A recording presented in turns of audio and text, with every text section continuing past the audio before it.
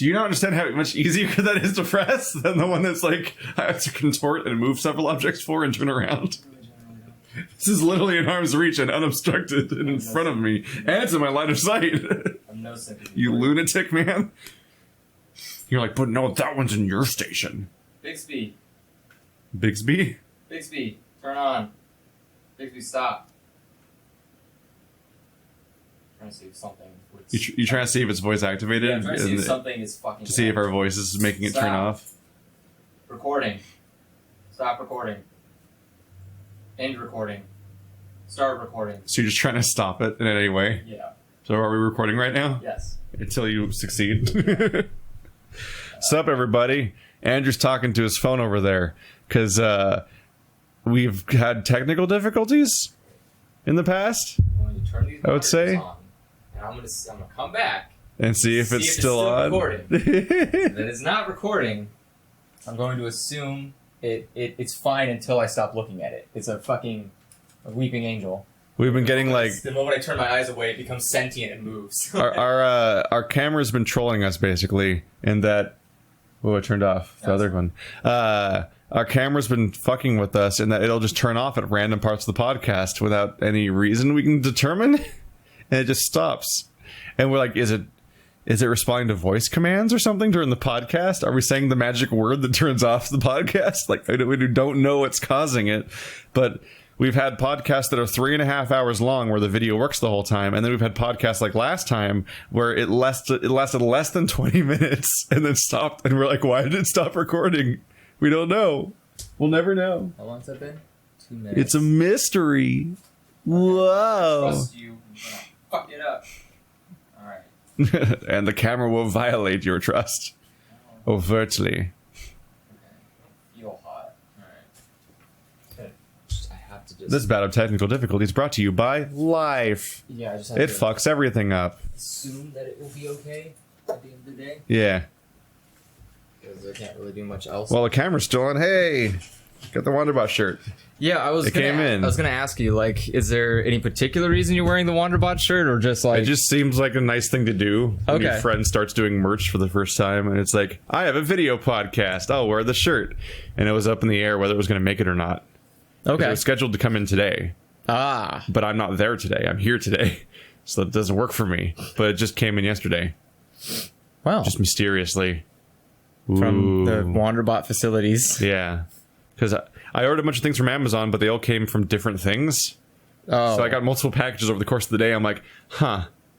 It's too bad that none of them like compared notes to save on gas or whatever. Did you, you sure that's an authentic one? Yeah. You didn't buy any of the So fake I bought ones? it via his links. In fact, I bought it via his original link. Yeah, Wander's been having a terrible, terrible week just across the board because he launched his shirt on Amazon clothing or whatever the fuck, Amazon Fashion. and that leads to apparently there's like 1 billion scam bots out there that just constantly scrape data off of Amazon and just sell illicit clothes.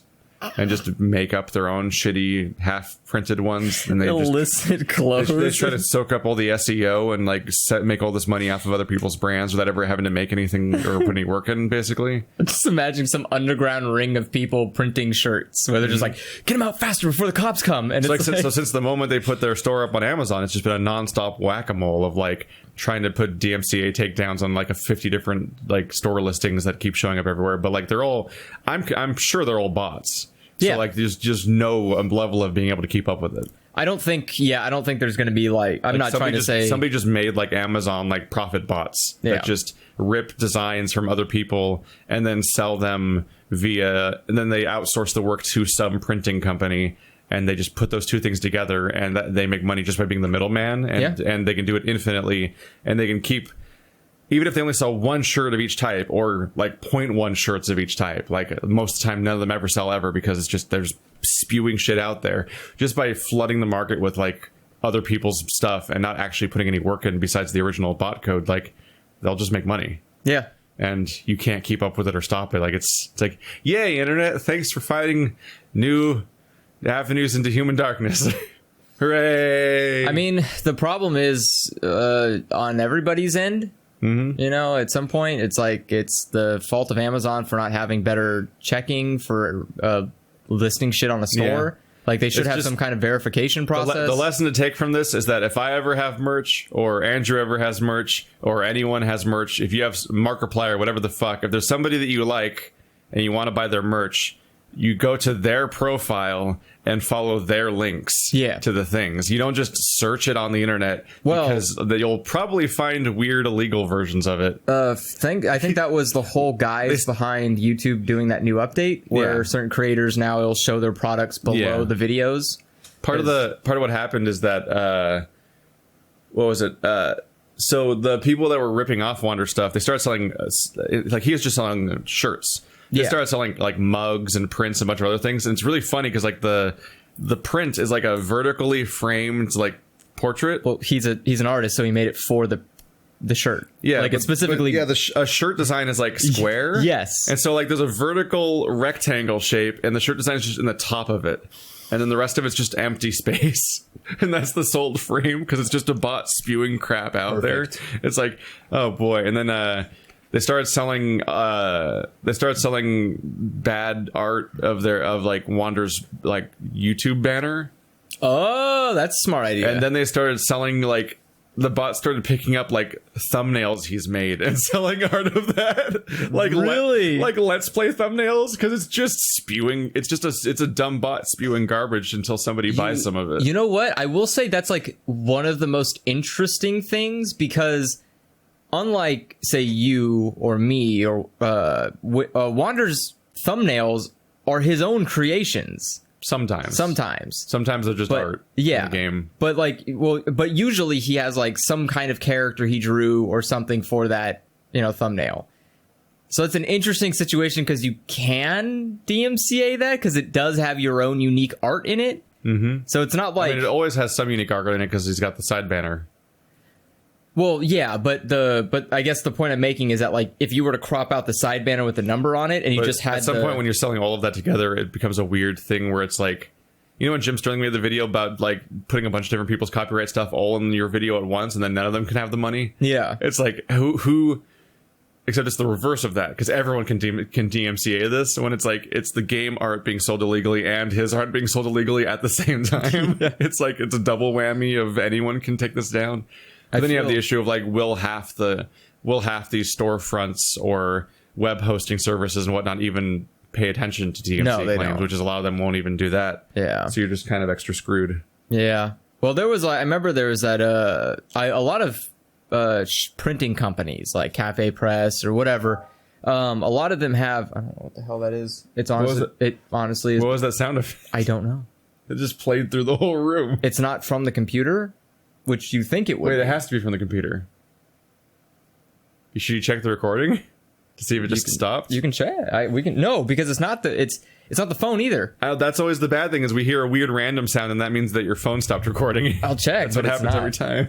We just heard a weird, vague, like sci-fi sound. Like, I've been hearing it for the past 2 weeks now. I have no idea where it's coming from. Did your sister buy an Annoymatron? And it's just like fucking with you. I don't know where it's coming from. Like sabotaging her because I turned my computer off. That'd be the dickest move ever, is to visit someone's like Let's Play or any kind of recording studio and just install in somewhere like an Annoymatron, or just makes a sound at random intervals. I feel like that's something I can imagine Game Grumps I think that's doing. illegal. I think once you're doing that, that's like a level of like sabotaging someone's business where it actually becomes illegal. I would love to go to the court case for that. We've already had a court case over like somebody named Count Dankula doing a comedy video. So like, okay, well, the fucking bar is gone for weird court cases. I think that's a little different compared to someone literally bringing someone to court. It's like, you are sabotaging a business by having a device that the Annoymatron is a more legitimate complaint. Well, no, but I'm saying it just seems kind of. But then when you say like, well, what's your business? I make videos of me playing games for the internet, and then the judge just goes like, well, isn't that copyright infringement? It's like this is weird. Like, we get the secret backdoor. We get to do the secret backdoor into finally settling the fair use argument. Yeah, it's like, because you were talking about the argument that everyone just kind of doesn't want to have settled, because the moment it's settled, like something will happen. Someone gets hurt, probably. I just would love to see that situation, because it's like what you talked about for Wanderbot's shirt. Or stealing the thumbnails for his channel. It's like somebody sues somebody for the Annoyatron thing, and like a company comes in that owns the game that took place in, and goes like, actually, this was copyright infringement too. And the person's like, what is? Oh, I'm suing this guy. Why? How many things are illegal right now? Yeah, it's like I'm suing this guy. Why am I getting sued? That's why people have to like allocate like what the actual what the actual court case is about. And then the entire trial is always about that from front to back. Is it? And if additional complaints come up, they have to be separately brought forward in another case. That's not how Ace Attorney taught me how law works. Well, Ace Attorney is an animu about how like Japan and America are the same or something. It's not worth explaining. Is that not what? Did they not do that? No. I thought Ace Attorney had the San Francisco thing that they had from Big Hero 6. I thought Ace Attorney also did that. Did they not? No. Oh, wait. Is this going to be like the Shadow Realm, where they brought it to America, but they just called it America, but it still is clearly not America? Yes. Yeah, that's great. Yeah, it was a translation error. That's why the awkward zombie comic exists. Where he's like, eat your hamburgers, and he's like clearly eating ramen or something, and it's like Awkward Zombie might be the best comic about video games. Yes. Period. Yes. It's consistently funnier and more observant and more interesting than all of the other ones. Like VG Cats or something. I think because Penny Arcade. I think the problem is where most Control Alt Delete. Lost. Or not Smosh. What's the one called? College Humor. College Humor. What? I love the College Humor comics. Where they're like, here's the left guy and here's the right guy, and then they just do a bunch of comparisons for like 15 panels, and that's the whole comic. You mean like? And it's always about Skyrim again. You mean like it's just every week it's another weird like Skyrim people like this and normal people are like this, crazy. And then they just milk that for a decade. That style. It's that one artist, the one that has like the very empty faces and the vertical like vertical dashes for eyes and everything, and it's very plain.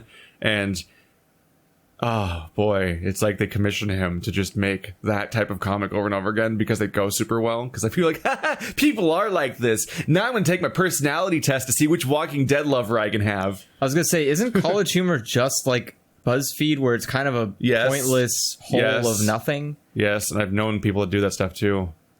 Oh boy. Yeah. I still go on Facebook and people are like, I got Elsa. And I'm like, what the fuck is wrong with you?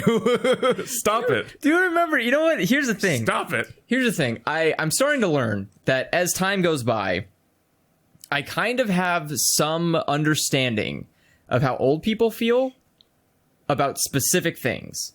So you two are losing your ability to detect green screen? Did you see that? Yeah. No. No.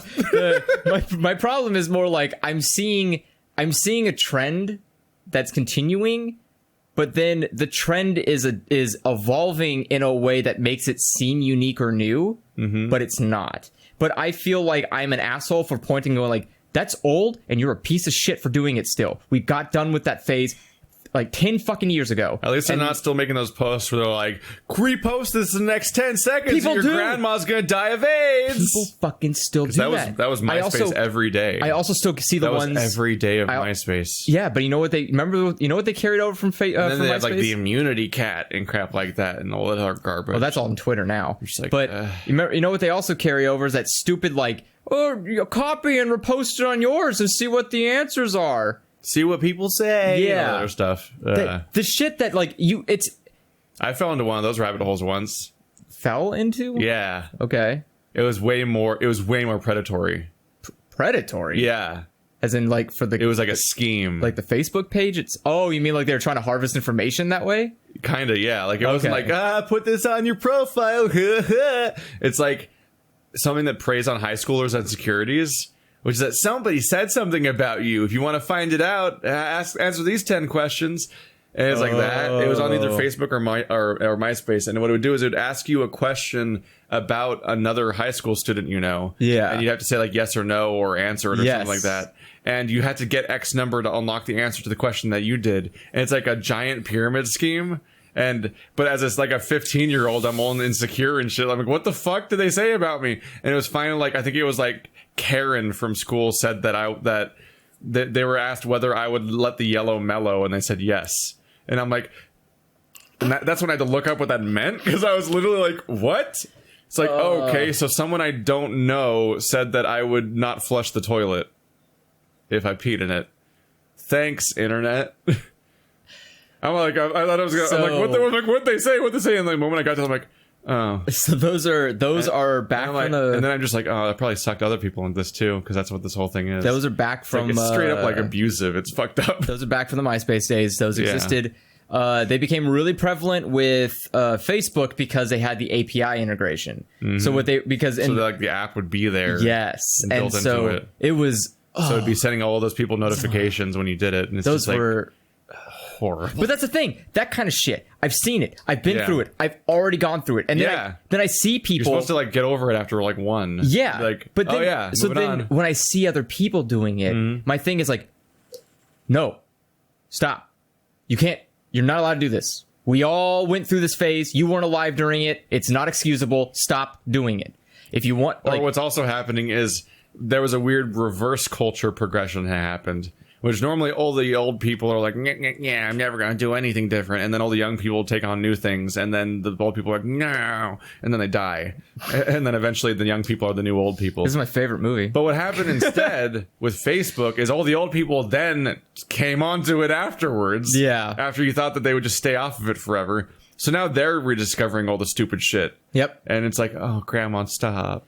I frequently keep seeing fun stuff from my grandparents every so often, where they'll post something stupid. Specifically, my grandfather, he'll be the one that goes through and he'll find some kind of Facebook page or something to that capacity, and he'll comment on it or do something. And like, it's fascinating watching. Like, our generation is very quickly savvy, like leaving Facebook. Yeah. We're just kind of going on. We're in the awkward in-between phase because all the younger people were always on Snapchat. Yeah. But I can't bring myself to ever go. Well, I also don't use social media, really. Yeah. Well, the problem is that all of us who left Facebook are going to Twitter, which is kind of a downgrade because Twitter is just nothing. It's a fury ball. It's basically like if someone... It's a rolling ball of fury. Honestly, society. To me, Twitter feels like if someone took a tennis ball, pissed and shit all over it, and then threw it at me, because that's what every post feels like when I read it. It's like why did you fucking do this? I feel like our generation just keeps moving to the next platform where they feel safe that their parents won't see it, because they just don't want to deal with like explaining anything they say to other people. But they don't erase their posts. No. So when their parents go on there eventually, they'll just see it because old people have unlimited fucking Timmy, time. why are you a Nazi? Timmy, why did you say back in high school you wanted to kill yourself? It's like, Timmy, what's an MRA? What's a turf? Is that like a place that you hang out? Do you hang out in the turf? It's like, no. Timmy, did you call that guy a cuck? You shouldn't kink shame. I love your grandfather's cuck. There's a cuck. But also, you should read it. You should learn how to spell cock, son. It's not that hard. There's a cuck in the Bible. Is there a cuck in the Bible? Yeah.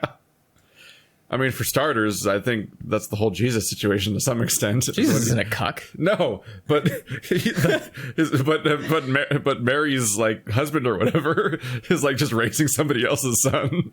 I feel like I think that happens like 10 times. I think that keeps happening because people keep raising other people's children. I feel like that's not a cuck situation. I feel like I kind of feel like a cuck situation is more like when you let someone basically take your partner, more or less. Like that feels... Well, I mean, take in the sense of like they on their shoulder and run away. Like, well, like emotionally, yes. Like someone who walks up and emotionally steals your significant other to that extent, and you just sit there and you're like, oh, well, it's fine. Like, you're a cuck. You let that happen. You just sat by and let someone just do this, and you had no objections. You didn't complain. Nothing happened, which I would doubt didn't happen. I'm just confused. It's like the cuck insult's like a weird insult to me because it's like people just chose like a specific thing that just is a fetish, and you're like, but that one's going to be a metaphor for liberals or something like that.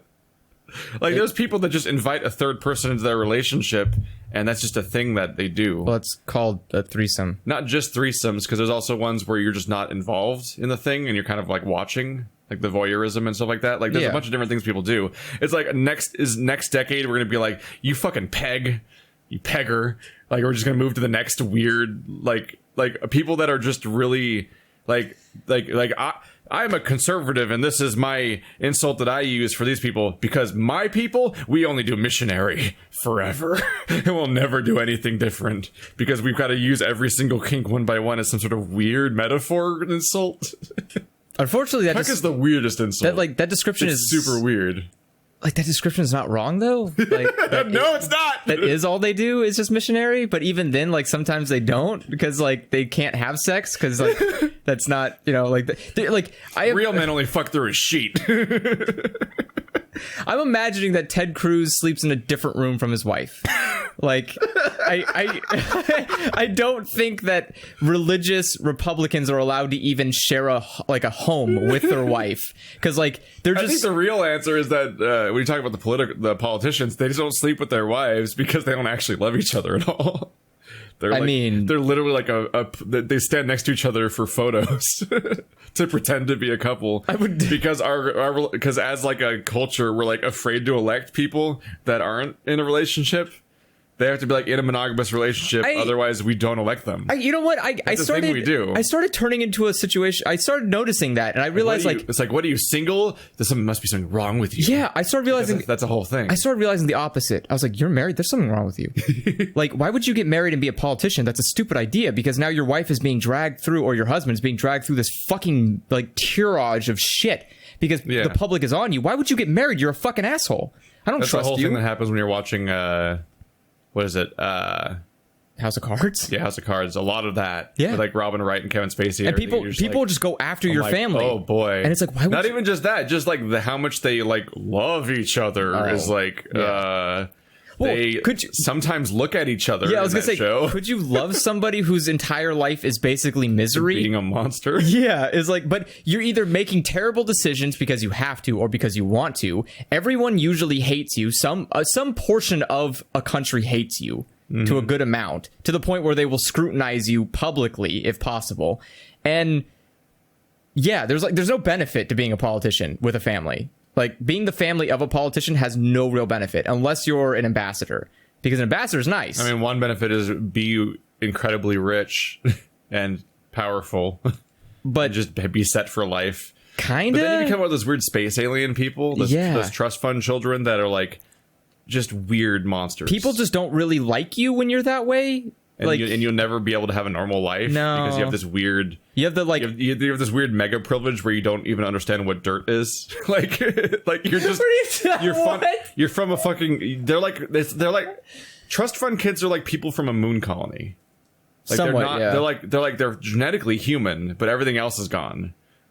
Like they don't. Well, they have such a different world. Well, yeah, because the lack of relate to human interactions or how they work. The lack of struggle creates a empathy gap that's like too wide. Yeah, because when you've never experienced any strife, which leads to that thing where you're like, we have this because we deserve it and we earned it and we're superior, and other people should just work harder.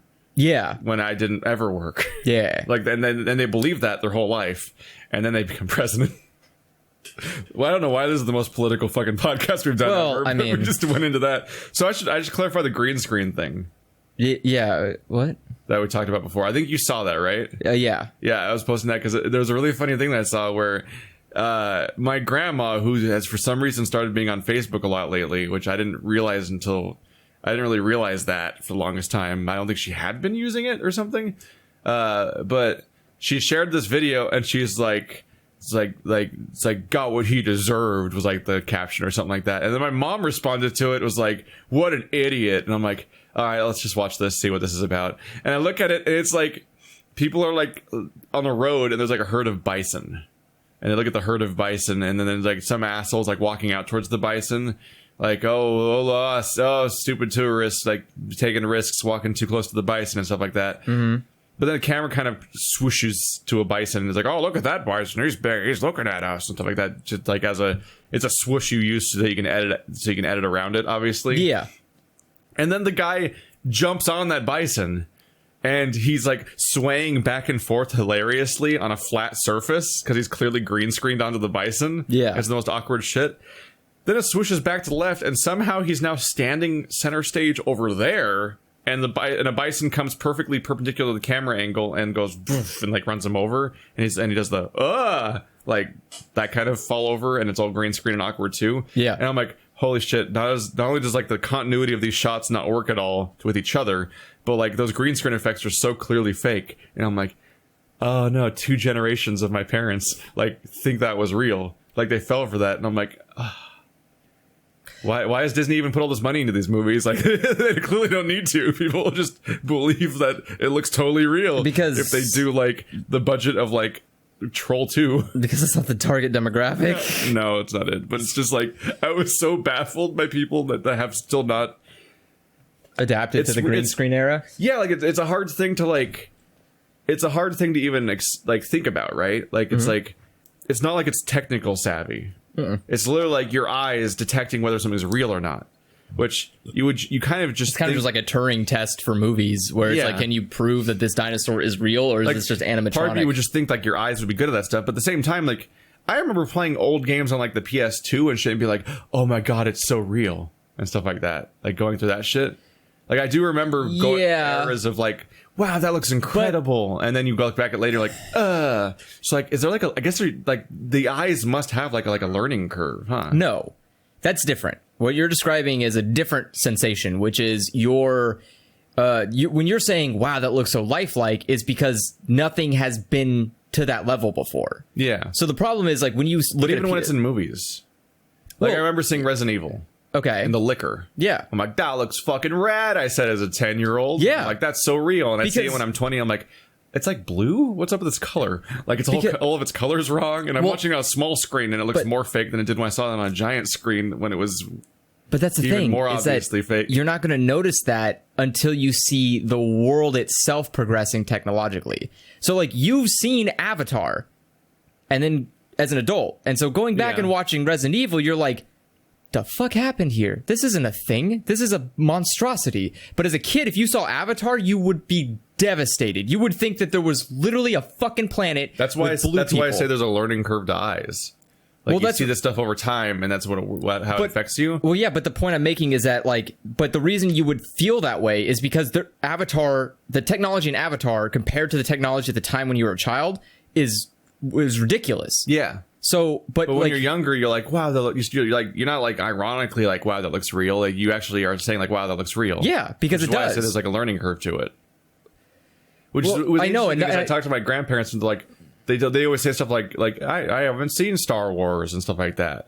Like they haven't witnessed music since the 70s at all. Well, see, that's and they don't see movies like at all, and so they see these things and they just think it's real, and I'm like, well, holy shit. And that's understandable. That's normal. I mean, I'm that's why I was confused when you're like arguing against the learning curve idea. It's like, clearly there's some sort of weird experience thing going on here. I was arguing against as a child when you say that versus like when you're older. When you're older and you're re-experiencing things you've never experienced before, yes, there's a learning curve to adapt to, like, okay, what is, what isn't.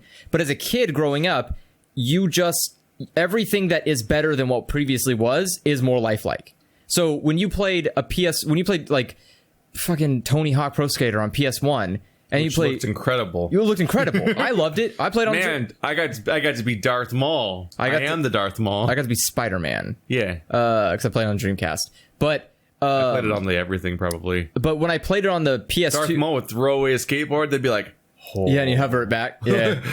Spider-Man would do the same thing. He would throw his skateboard. And he had his lightsaber out for no reason. Yeah. It's really risky, honestly. Spider-Man would throw his skateboard and then web it back to him. And I was like, oh, that's really cool. Yeah. But not... Go, Peter. It's really not practical. Because now kind of wasteful, honestly. Web on your skateboard now. That's kind of annoying. But you're going to have to reload that web shooter. But the idea is like, Oh, wow. The web would really fuck up the wheels. Yeah. But the idea is, well, no, it's because he's shooting the center and it's a little one because he doesn't need that much web. But there's still like a whole strand that goes somewhere. And he just pulls it off. I don't know. It's a lot of work for one trick. Technically, it disappears when the moment the board comes back to you. Because video games. Yeah. But when you play Tony Hawk Pro Skater 1 for the PS1, you were like, wow, that's super fucking lifelike. You play on the PS2, you say the exact same dumbass thing because it's not that it has gotten more. It's not that you think like, oh, it is lifelike now. It's because it has progressed to a point where you say like, yes, this is the best it's ever looked. It now looks more lifelike. But you keep saying that over like 20 years, it seems pointless to some point, to some capacity. I had a whiplash moment recently because like Racevic did a video on Need for Speed Most Wanted. And like, did you play the game when it was new? Yeah. Like I played it. I'm like, and that game looked incredible. Especially since, like, fucking car games always look incredible, because the cars are one of the easiest things to make look good, because there's no, like, lifelike level details to match. I remember the cars looking good, but I don't remember the world looking good. I remember playing it at my uncle's house and going like... Well, guess what? None of it looks good. Oh, okay. Now that time's passed, it's like, fuck. Like, it looks like it's not even a 360 game. Yeah. It looks like it has to be older. There's no way. Well, like, it was on PC. Well, it was on everything. Yeah. So, but I mean, like, looking at the 360 version, you're like, there's no way. There's no way that even was a 360. That had to be like a PS2 game. Well, because you're comparing it to like Halo 3. I'm just saying, like, that's the reaction that happens when you go back to it. No, I know. Time, is they're like, but no. But again, I think it looks too bad. But your mind, but that's what I'm saying. Your mind has this capacity of like literally 8 years of Xbox 360 games. So the moment you see like one from the launch day, and you're like, I think that's not okay. For me, it scares me a little bit. Because I look at the fake face stuff that people are animating now, where they take some footage of a guy, Rogue One, and they whatever. No, not that. Because that's theatrical stuff. Who cares? I'm talking about when they take like news footage of like President Obama or something, and then they like mocap face animations over it, and it looks like super uncanny valley and shit. But like they for like a year now, it's been a really common thing where you can just change what's happening in the video. Yeah, like they've set this up where you get the mocap data for the new thing, and you can just make somebody say anything and make it look like they're saying it. Yeah, because they can reanimate the video accordingly, and like they're gonna fall for it. Yeah, like I look at it, I'm like, ugh, no, something's wrong here. But like they thought that was real, so they're gonna think this is real too. Yeah, because like that was absolutely, because like that's part of the experience. Is I look at the green screen thing, and I'm like, holy shit, it's the fakest shit. Yeah. Like, did you watch the video itself? Like, no. It looks so fucking I fake. imagine. I've seen plenty of them on Facebook. Both fell for that. And I'm like, it looked like a Better Call Saul commercial. Like, that's how bad it was. And they fell for it. And I'm like, oh no, they'll never be able to tell what's real anymore when all the better lies come out. Because the lies keep evolving. Hopefully they die. The lies keep getting better. And then we don't have to worry about it. I mean, the problem here is that there's a disconnect between people wanting to teach their parents about technology, because you're like, I don't want my parents to know about the Facebook. That's why I hang out with my friends. I'm afraid for like my grandparents to learn about technology, because every time it opens the door to them like getting taken advantage of more. Oh yeah. Like, here's the scary thing is like when you're a stupid kid getting sucked into like the 10 questions thing, nothing happens. No, because you don't even have money to take. So like, what can they do with you besides harvest your data and then sell it to make money? Yeah, and sell ads and shit like that for tricking you to watch 10 slides or something, kind of like a top 10 list on the internet. The listicles. I hate that word. But probably because it sounds like testicles. But when you're an old person with a pension, and you're not tech savvy, the moment this Pandora's box is open, like they just you get on their web of people to take advantage of, and they just hound you, they lie to you, and they manipulate you and just try to get the money out of you. Like I walked in on my grandma having problems where she got like some sort of crazy viruses and some like one of those like fake browsers on their computer and all this other shit was happening. And like it was telling them to contact a number in order to get like antivirus and stuff like that. And like all the shit that was happening. I'm like, no, don't do any of these things. Yeah, like, I was like so happy that I was there because I'm now almost never there. Visiting your grandparents, so it's not that's that background guilt. My grandparents, I had to spend like a solid like 6 months going over with them about like security measures. All the things just not to trust. Yeah, because like people would call and say like, I'm from Microsoft, something's wrong with your computer, and I had to tell them like, here are ways to check if it's fake or not. One, also it's probably fake in general. Microsoft don't give a fuck about you. That's what I said. Is like if someone calls you and there's a problem. I use computers all day every day. No calls from Microsoft. I stole my copy of Microsoft and no calls from Microsoft. So they're not going to call you when you actually own a real copy of Microsoft. So let me be frank here. Copy of Microsoft. Yeah. I downloaded the entire company on my computer. It's just mine. It's just there now. Yeah, I have my own Bill Gates. He has apps. Recently, my grandma kept getting calls from somebody claiming to be me. Really? Yeah, but they didn't. But not like they were like. It's not like a doxing thing or like they didn't have my information. They were just being like, it's like, yeah, it's me. I'm your grandson. Like, you know, the one on the It's Me scam? I love that scam. That scam is the best. Where they just like, they're claiming to be your grandson. And like, you know, you're the older one. Like the one on the trip. Like that doing that kind of phishing crap. Just and she was like, and waiting for her to just say anything basically. And she didn't. You mean the way that she's like, she's like, Keith doesn't call me. No, the reality is they're hoping that the person is so far gone that they would fall for that stuff. No, it's not. I mean, because like my grandma would recognize my voice still. Yeah, she's not mentally compromised. Well, no, it's not even that. You want to find people who don't see their family that often. Yeah. It's people who, it's not that people would forget. It's people like, I haven't actually heard Keith's voice in like half a year. I don't actually kind of remember it right now. Maybe it's him. That scam is such a fucking top tier problem in Japan. The It's Me scam. It's me. Yeah, it's literally called Mario? that. It's called the It's Me scam. And people call and they say like, hey, it's me. And that's like how the delivery I feel like works. That tarnishes the motto of Nintendo a little bit. That's probably where it came from. It's a me. It's a me, your grandson. Social security number.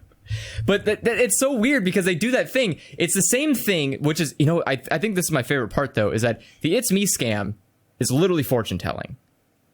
That's all it is. It's the same concept where you just prod. You prod until you can make shit up until you can convince somebody that you're making something, some prediction. But for like some reason, like I am getting a sense someone with a daughter, and like they're in front of a crowd of people and shit. And it's like, oh my god, I have a daughter, and like all that shit. Oh Jesus! But you know that's the thing that pisses me off though, is that the It's Me thing is labeled and a scam, but not fortune telling. Fortune telling is a legitimate business, just like homeopathy. Literally no reason for laws because no one understands how they work. Because if you did, you would understand that It's Me scam and fortune telling is a literal fucking same thing, so they should both be scams. Yeah, to the point where they both take money from you too. Yes. Yep. But nope, we can put the fucking fortune tellers on TV and have you call their number and do the lifeline thing. Remember the woman on there is like, call me and I will answer your questions. I just remember that when I first got my cell phone, and then for years, all the way up until when I was like living where I live now and everything like that, I would just get periodic phone calls from some old lady. And she sounded like she was 80 or something. Okay. And she talked super quiet.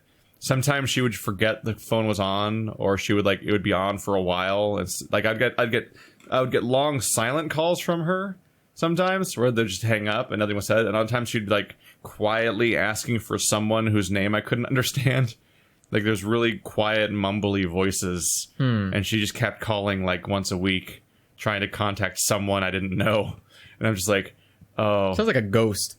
Yeah, a little bit. It sounds like a ghost in your phone. No, I'm like that's the target. That's who they're trying to find. Yeah. When they do these scams, is someone who's just like not like someone who just does not respond to information well anymore. Keith's over here like I have a perfect sucker. They call me every week. Because I'll sell it to you boys. I tried explaining to her at some point, but I just ultimately gave up, and I'm like, I'm just gonna have to deal. Wait, with... she like actually was communicating with you? Yeah, like having a she just didn't take in information. Like she's just not.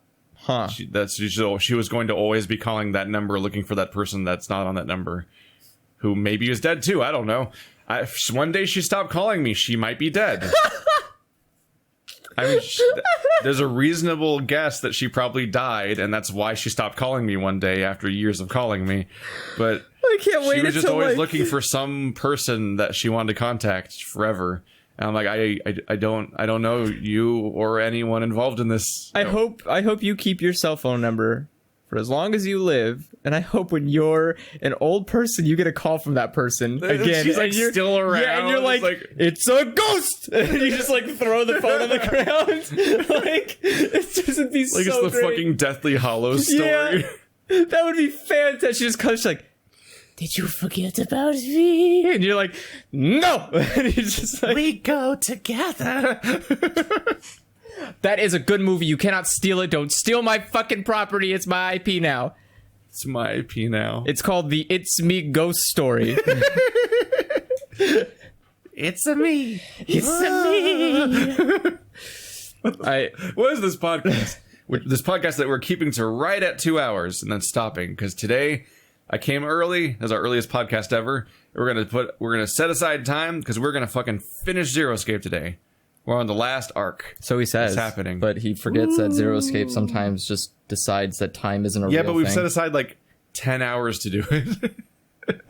I brought extra food for a longer day. Do you have... We're having an extended work day of Zero Escape. Do you have... And then finally Andrew will be free.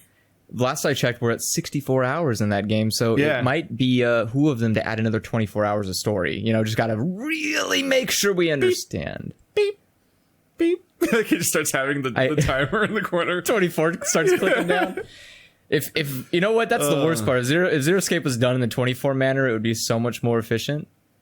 I'd almost like it. Could you imagine swapping to different characters in different puzzle rooms? Yeah, if there was actually like a dynamic story. Yeah. That'd be cool.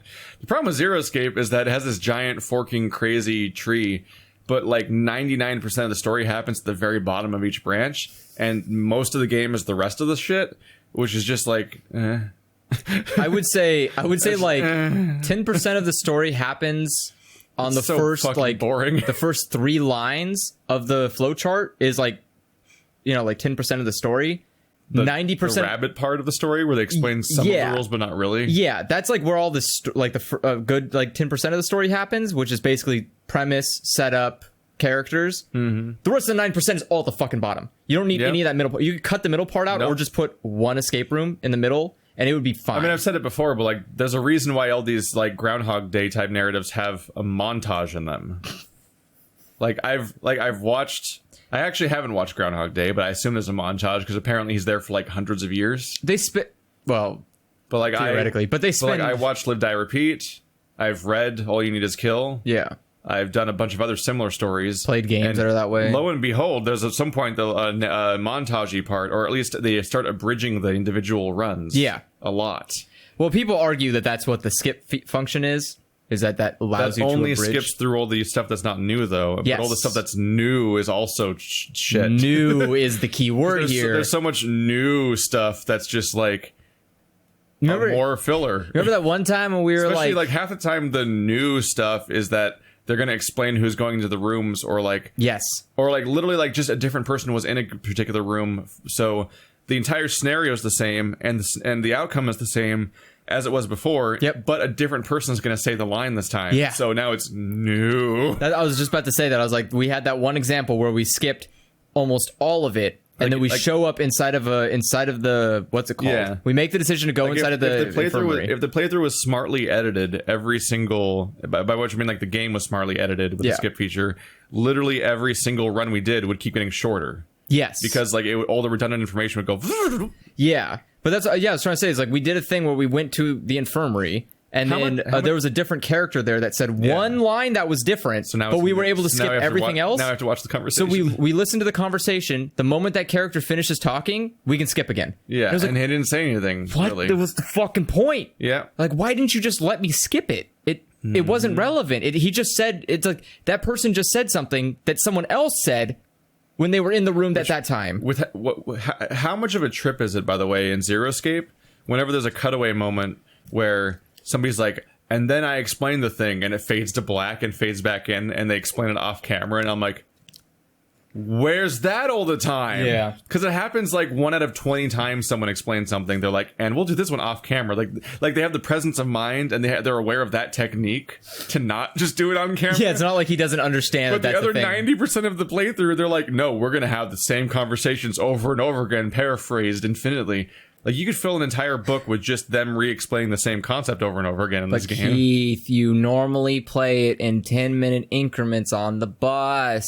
Which is why they require you to memorize complicated passwords. Keith, you are a Japanese person. So here's a fun thing Zero Escape does, everybody.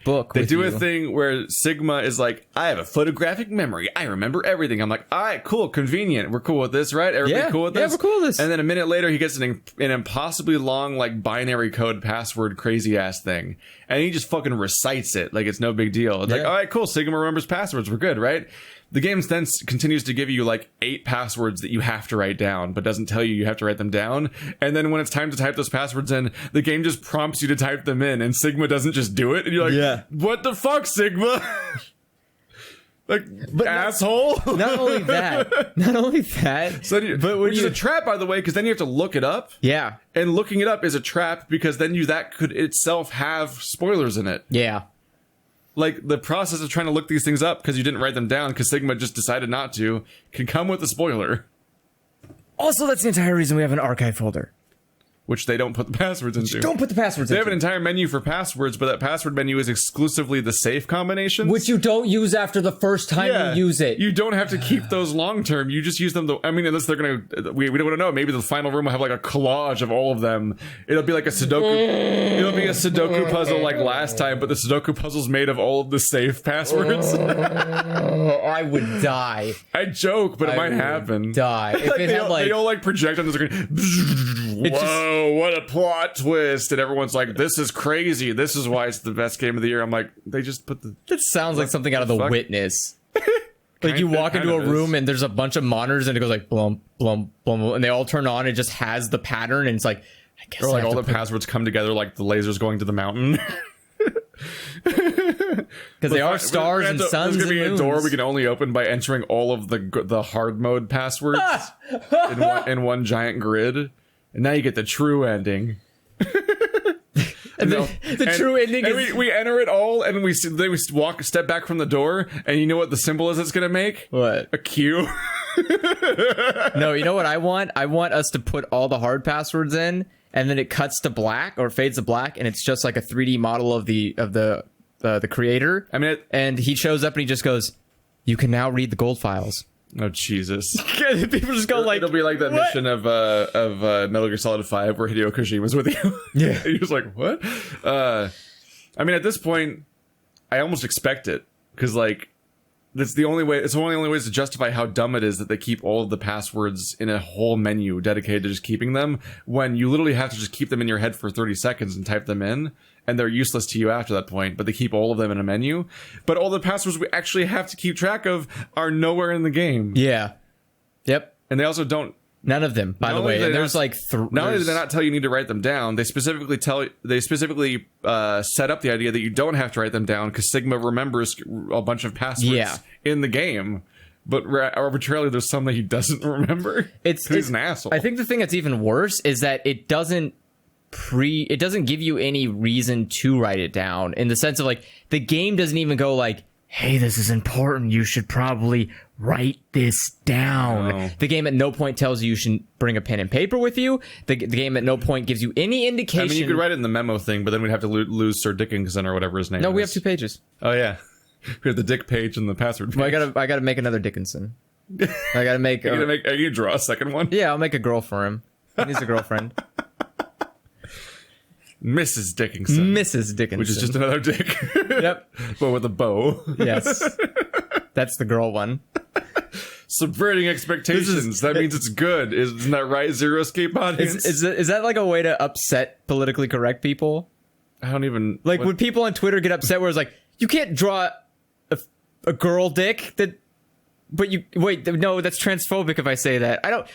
This isn't okay, and I can't explain why it's not okay, but you can't have a dick with a bow. I feel like you're mad at, like, a fictional version of the concept of a PC person. Like, I'm getting... Like, there's people that will get mad because of the... You know, like, there's always the people that will get mad if you don't embrace all genders kind of thing. You know, the people that will get upset, like, you're being sure. inclusive or whatever. But then there's people who get upset for ridiculous shit, where they're like, I can't believe you would make this character look like this, and that's not okay. What if you combine those two mentalities to one? Would it be somebody who's like fighting themselves to be like correct, but also opposed to it? Like somebody who has a personality disorder? Yeah. Like I want to see someone. I think you just end up with someone that's just kind of sad.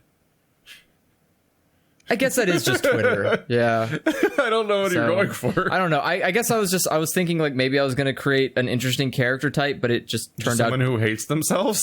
Well, no, I just wanted to make like I thought I was being unique, but I just made a average Twitter user. So like I don't know.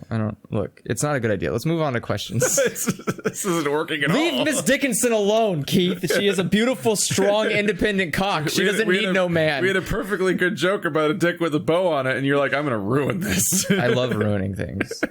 We all know. Can you give a dick makeup? Yes. Can I give anything makeup? It's easy. Can I put lips on a dick? Sure. That just seems weird. I don't know if I'll do that. Like draw one on it? Well, like I was gonna put like the girl lips on the head of the dick, but I didn't know if that would be like.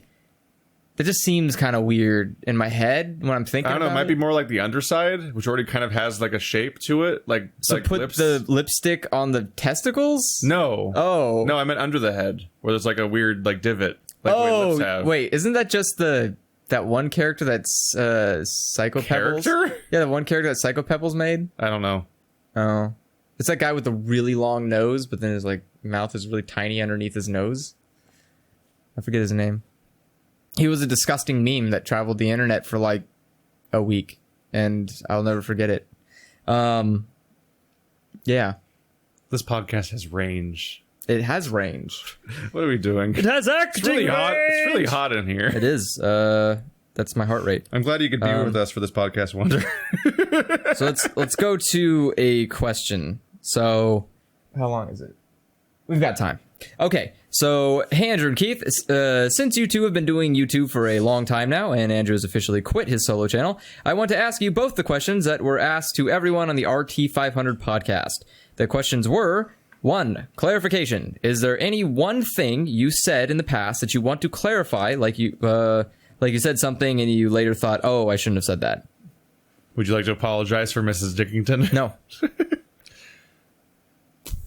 Can you think of anything that you've said that you were like, I can't really take that back because it's already in the video, but if I had... First of all, I could because I edit them.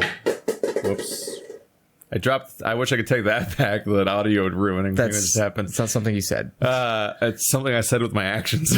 And they speak louder than words. Put that on a shirt. I don't know. Nothing stands out. I'm not some like famous YouTuber that has like mobs going after me when I say things, so like I don't get noticed. Like I bet Jack wanted to take back that one time we're talking about the RT podcast where he was like, nobody should have more tweets than followers, and I'm like, the fuck do you what? Like that I remember that. He had this whole rant about how nobody should have more tweets on Twitter than they have followers, and I'm like, you think literally everyone on Twitter is a celebrity? I forgot like, how fucking entitled that was. Do you know how many people have amazing. Like 30 followers, and that doesn't mean that they like are allowed to speak less? Like what the fuck? Like what an asshole comment that's like space logic and entitlement and all these other fucking things. I wouldn't be surprised if he said that, except he's probably not on that podcast anymore, because he actually hasn't been on that podcast in like hundreds of episodes. God, I remember that. That was such. No, yeah. Like I think the best part was I can see why that question was asked to them, because almost everybody on that podcast I've seen make some sort of statement where I'm like, oh boy, you're gonna have to deal with that for a while. I don't know. For me, it's like whenever someone gets mad at me, it's often I'm like, I look at the whole conversation, I'm like, and then many times afterwards I'm like, no, I'm still right. And there's other times where it's like somebody gets mad at me because they just like forcefully misinterpreted something. Yeah. Like I was playing The Witcher. Yes, that one. The lady scar. The first thought you thought of, right? Yep. That one time I was playing The Witcher and someone's like, you want to see my scars? Or she was like, hey, handsome, you want to see my scars? And I was like, ugh, because that's like a normal reaction. That's literally intended by that being in the game. Yeah. And then my next thing was like, wait, does she mean like a C-section? And then literally I was like off on adventures and beyond it already. And somebody was like, you shaming people for having to get C-sections that can save their lives during childbirth? And it's like, no, I'm literally none of that's what's happening. You should have doubled down. There's like none of that, like literally none of that was like even related. I literally like had a normal reaction to her being like, want to see my scars? And then was like, had a second thought of like, could she mean something? But then I just moved on because I'm like, it's just it's a random person I didn't even have a cutscene conversation with. It was like a random dialogue that just gets shouted at you in town.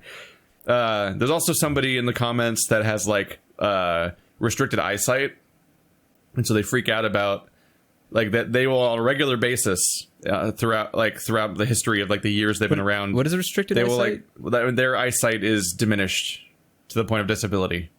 So they on a regular can't see, basis, they'll like white knight any disabled person in any game, and I'll just be like, white knight a disabled person? What does that even mean? So like, just go to great lengths to like over defend them. So like a guy in a wheelchair is like, I'm gonna blow up all of humanity. It's like, well, it's understandable because humanity built stairs, like, and that's fucked up. Like what? One thing that stood out to me is that like during Final Fantasy 15. When a character is blinded, I'm going to not spoil the specifics of it. Lo and behold, blinded character has difficulty with the fact that they're blinded, as you might expect. Yes. Because it's being blinded. Not only that, they are a pain in the fucking ass to guide around. But the person was so mad at the game for showing somebody be limited by their disability and everything. I'm like, but like it's not like what this person wasn't born with it. They got it. Like anybody would be limited by becoming blind immediately. Like that's again, you're not talking about a thing. It wasn't a transition. It wasn't like 10 years later, and he's like, I still can't move properly. I can't see. It's like this person was just blinded, and he's like, I don't know how to move around. And it's like, but like where it comes from though is that the commenter themselves is emotional about the concept of blindness because they deal with that kind of stuff. But like. A lot of times when people get mad at me, it's often because they have some sort of really personal thing and they like really project and really defend that particular thing because they feel passionately about that thing. But oftentimes they're kind of just overreaching and overextending. And oftentimes the thing itself that they're mad at, be it me or the game or whatever, is like not even doing what they're saying it's doing in the first place. And there's also people get mad at me because they're just drunk. I've had that experience. Like someone just leaving rage-filled comments on one person did it on every episode of Horizon Zero Dawn for a while. They were so mad about how negative I was about the game when it was like the early episodes where I literally didn't say anything negative at all, and I was like, I don't understand what he's even talking about. And then somebody that like drunkenly rage commented it on all my episodes of Life is Strange, and then the next day they're like, I'm sorry, I was so drunk. I'm like, I don't even know what the fuck was that going on. I'm like, all right, thanks for being drunk at me. But no, I generally stand by stuff I do, and I started doing all of this at an age where I was already old enough to be past most of my bad opinions. Yeah. Or any dumb shit I might say as a teenager. Yeah, there wasn't any of the teenage shit. Because one of the bad things that happens right now is that people, like the internet's super radicalized in both directions, like politically, and a bunch of other stuff goes on. And a lot of people get sucked into just saying shit because they're echoing shit that they hear. Yeah, the echo chamber effect. One might call it the JonTron effect. Is when you just have been in an echo chamber of people just saying certain things. And then you're like, I'm going to say that stuff. And then like the moment they start saying it on the internet, they're like, I haven't thought this stuff through very well. And I don't actually have very well-formed opinions. And I can't really support anything I say. And oh no, this is a mistake. Yeah. Like that kind of thing where you like get involved in a political discussion, but you're too undeveloped with your discussions to really go anywhere with it, and you just look like an idiot in front of everybody. Yeah. Those teenage years or whatever, they're like all pre-YouTube shit, so it's like no one can see that shit, and that's why you desperately hide your blog, because you had your live journal that you're like, no one would ever see it. Mine was more mine, and that's secret. Well, I think for the live journal, it's more because it's emotional, like actual genuine emotional stuff. Whereas everything I say on YouTube is just radical insanity. The thing is, Andrew will never feel shame for anything he ever says. No. So he's on the opposite side. There's no reason to feel shame, because almost the majority of the opinions I have, like publicly, are not real opinions. Yeah, and you can break them down and you can push me on them, and I will fight to the tooth and nail. But you will watch me in real life, and I will not follow those opinions that I have. And like the other thing is, like, someone might be thinking of some example of like, oh, something I'm supposed to be embarrassed about, where like I played some video game and was wrong about something somewhere. Yeah, that shit is like. Literally, the next game I play just makes it all like wash off like water off a duck. Like I'm like they don't stick with me. I don't know what's like. I'm sure I remember them. I remember there being instances of like grand mistakes or dumb things I said or whatever the fuck happens. But I'm like, whatever. The prompt was right on the screen. I'm like, all right, it's fine. I literally like professionally make mistakes. Like I make a new one like every day. So it's like, I'm not going to be like, that's the one that stuck with me, and that's the one I wish I could take that one back or something like that. It's as we have our anniversary podcast. Now I'm trying to think. I want to say, like the only thing I regret would probably be saying that Edith Finch was like an okay game. Oh, are you like turned on Edith Finch or something, or what? After I beat it and I took like a couple of weeks to think about it, I realized like actually it's a really bad game. You just decided retroactively it was just, you don't like it. Yeah, it was like a really dumb story, and like there's a lot of elements to it that I just could not like get over, that would not just go away, that I was like, this makes the game unmanageable for me. One of them being, why do you fucking bury people on a cliff? Stop doing that. I will not tolerate that. That shit happens. Part of me feels like it speaks a little bit to its favor that it's a game that actually stuck with you and you kept thinking about it. Well, because that usually doesn't happen for you. Well, because the end reveal was so jarring to me, where I was like, oh, that's the character's situation right now. And it's like, well, I kind of... Why do you keep burying people on a cliff? Well, and it was like, because once I beat the game, I was like, well, story, like, or before I before the reveal happened, it was like, oh, it was fine, you know, like, yeah, going and meeting the family. They all had unique quirks. That's interesting or whatever. But then the end result of like discovering who you were playing as and what their life situation was, I was like, I should kill them though, and I can't. And now I have to endure this idea that this person is alive, and I don't want that. And I'm not happy that I went through this, because I could have prevented them by not doing the thing in the game. It was a pain in the ass. I don't like the idea that they'll make you think they subvert who you think you're playing as. Where they made you think you were playing as somebody that you're actually not playing as. I don't like that, because then I as the player am not given the information enough to make the choices that I want to make in those kind of games. I mean, you can't make choices in that game at all. Well, you can, because I can make the choice to not play it if I knew who the person was and what their situation was. I wouldn't play the game because I don't want to do that. So. Yeah, so I would take. I don't understand. Well, because I think it's partly because it might be because you're like tiptoeing around spoilers or something. Yeah, I'm trying to like tiptoe around spoilers. I haven't played it for a while, but I genuinely can't even tell what your complaint is or what you're talking about. Like, this was literally words. I don't understand what you're saying. If I remember correctly, well, I'm trying to avoid spoilers, but if I remember correctly, the reveal at the end was that you. The person you're playing as is about to experience a family, I guess I should say. Are you saying that she's pregnant? I guess, yeah. That's what you're mad about? Yeah. That wasn't a twist. It was a twist. No. I didn't know she was pregnant in the beginning. She was clearly pregnant. How? It wasn't literally established in the first scene, but it's not like an end of the game twist. It was to me. No, I had no idea. It's a reoccurring plot point. In fact, that's the whole thing. Is like there's a whole part where like, oh no, I'm walking on these like branches and I'm pregnant. Like, what if I get her? What if bad happens? Did she say that? I'm pretty sure that when I was walking on the tree branches, like halfway through the game, I already knew she was pregnant. I had no idea till the end. I don't remember. I don't think this is vital to the story, honestly. To me, it was because I wouldn't have played it. I'm not gonna. Yeah, I'm not gonna. This is your specific thing of like you're weirdly revolted by Spanish and pregnancy. Oh, together is like a hell. You decided to have like a weird. You as a human being are like somebody's OC.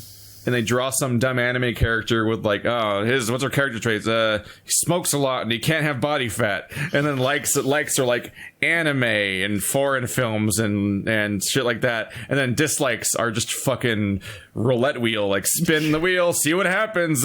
Pregnancy, dubbing, the Spanish language, like just random entrants were just put in there. And I'm like, what? Yeah, but that's my only thing I regret. Right. I would not agree that I don't agree with my opinion back then. I was all excited for interesting criticism. Nope, there's nothing. Nope, it was literally just like Andrew rolling back to one of his weird random dislikes. Yeah, that's it. I'm a pretty consistent person. Everything else I say is pointless. So, question. I regret that. By the way. We're going to talk about regrets. I regret allowing that conversation to continue. 2. I was right. A moment you were proven right through the years. You can just brag about it if you want to. Zero Escape being terrible doesn't count because that's the truth. Well, I've bragged about it before and I'll brag about it again. The fucking podcast that led to us, like, it was like the last podcast we ever did where it was you, me, Wander, and Bird. Mm-hmm. Before we like rebranded to 4 Nerds and everything. At the time, that podcast was our last podcast ever, I believe, if I remember correctly. And it was because of a conversation I largely cut out of it, where you were just going on a weird rant about college degrees and pissing off, like, kind of everyone. Yeah. And I was like, I mean, I could just edit around it. I'm like, it was easy. That's not what it is, but that was why it was the last one. But earlier in that podcast, or maybe this isn't the same podcast, I could be wrong, but it's podcast 14, I believe, is the one about No Man's Sky. Mm-hmm. Where I just fucking detail at great lengths all the reason why No Man's Sky is going to suck and why people are excited about things that aren't even real and so on and so forth. And I also made another video before I started my No Man's Sky series also explaining all this shit. And wow, I was literally right about everything. And it was great because at the time, it wasn't out yet. And the No Man's Sky like subreddit found our podcast. And it was the most popular podcast of that 14 episode run of that cast. Yeah. And because it had so many views and had so many dislikes and so many like giant essay length comments, so many of which just became so condescending and rude and belittling and shit that eventually I ended up either like deleting or banning like a decent number of them because I'm just like, I don't want to see you around anymore. Fuck off. Like, that's just like when I don't want you in my community because you're just a shitty person. I love that people forget that. I usually just eventually just get rid of you. I'm like get off my profile. People just forget you can do that. Yeah, it's my profile. So fuck off. Yeah. But like there were the most fucking like, you don't understand anything because you haven't been following the situation properly and you haven't watched the 500 developer interviews with Sean Murray and all this other dumb shit. And you clearly shouldn't be doing a podcast if you're this uninformed. And it's just like, it was like reading the fucking Bible. Like there was so much text and it was all wrong. And at the end of the day, I was right about everything. Yep. Like these people that were so informed and so smart and so finger on the pulse were like calling me out for claiming there wouldn't be multiplayer. Like all that shit. And I'm like, I was right about everything. No Man's Sky's awful and it's not fun. And it's just an empty nothingness of random shit plucked everywhere where none of it's fun to explore and none of it looks good and the mechanics don't come together. But they're adding multiplayer and there's no now. Multiplayer. It's been like 3 years. I mean, it still so counts much later now. You're still wrong. It does not count. You're still wrong. I was super right. No, I was the rightest there ever was. They never said it was coming out on launch with that. And also there might be a we were right moment coming up. We still got to wait for Infinity War Part 2 to come out to see if it starts off with the Hawkeye scene that we talked about. So that there's an where his family just disappears. We got to remember there's a currently incubating potential I was right egg, which is us predicting the first scene of Infinity War 2 and whether or not that happens or not. And I just can't wait to see it hatch and see what happens. Do you think it'll happen? I can't wait. Hey, if anybody happens to know Chris Evans or anybody at the cast, could you just ask them for us and just see if they'll give like a thumbs up or thumbs down? Like, I just want to know now. Like, is it there? Because if he doesn't fucking know. Because like, I'm sure they do. Especially since he won't be in the scene. No, people that act and stuff often don't know the story of the movie they're in. What? They only get their lines? At best they can piece together stuff from like scenes that they're in. But like when you're in an ensemble cast, they tell you as little as possible because they don't want you to be able to spoil things or leak things. Fine, if you work at Disney Studios, if you know Jeremy Renner, specifically, if you know Jeremy Renner or literally anybody who's working on editing the movie and behind the scenes, like doing the CGI, ask them. Because if it's there, I am super excited about that. But there's been a few times where I was just fucking right about everything. But that's one of the biggest ones ever, was just like me just putting out my manifesto of all the reasons why we shouldn't be excited about No Man's Sky. Because I was excited about No Man's Sky for so fucking long that all the half-lives had already occurred and all the decay had happened. And I'd had time to like loop back around to questioning what I even thought the game would be. And this is a common thing for you. You did this with Fortnite too. Yeah, because in both Fortnite and No Man's Sky's case, unlike most people that know about those games, I knew about the first announcement.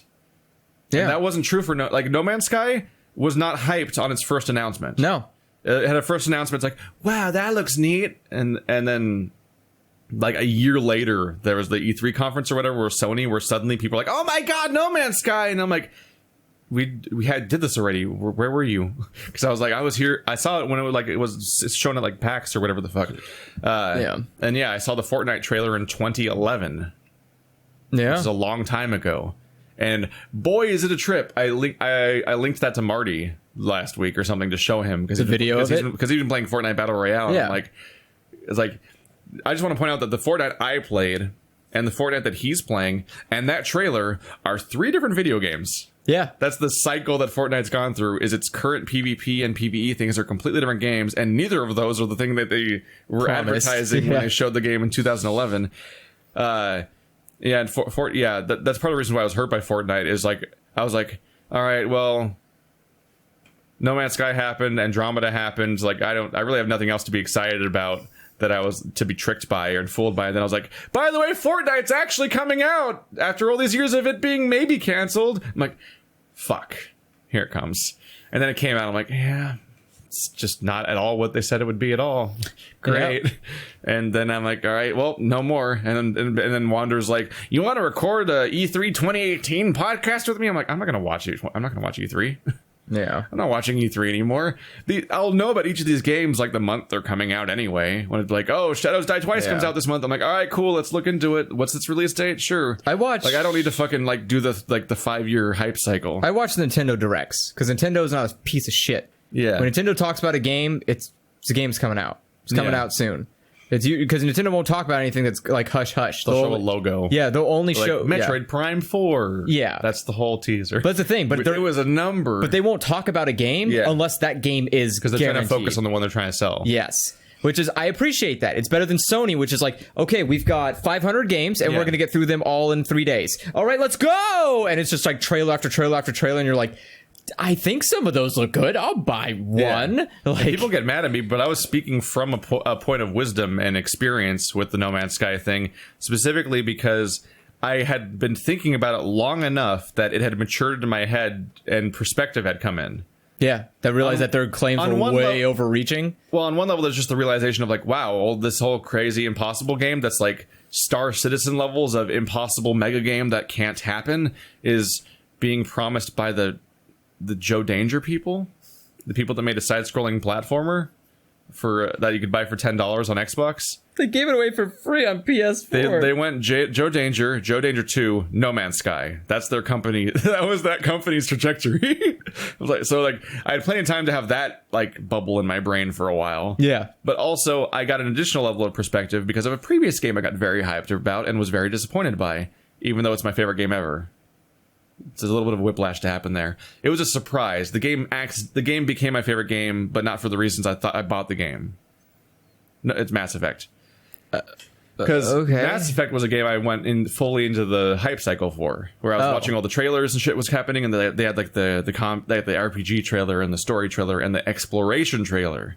They had all the different trailers, and the exploration trailer, they show like Shepard and his crew exploring some cool space rock planet and shit like that on the Mako, and they zoom out. It's like, oh, here's the planet from space, and they zoom out and it's the solar system, and they zoom out and it's the galaxy. You're like, you can fly around the whole galaxy, this is crazy. And everyone who played Mass Effect 1 is like, there's like 5 planets that are exactly like all the planets in KOTOR, where it's just like, it's a small restricted area where you do some quest hubs and then go through the fighting dungeons. That's the whole game. And then in addition to that, there was like some like procedurally generated looking like rocky places where you could do like 4 things, and there was like 30 of them or something, but they were all like rocks. And it was incredibly underwhelming and not interesting, and at best you would just go to those because you'd want to get to the moon base in order to find like the rogue AI and get the cool like class upgrade, or to track down the Cerberus base and see what fucked up shit they're doing in the Cerberus bases. But the planet itself was just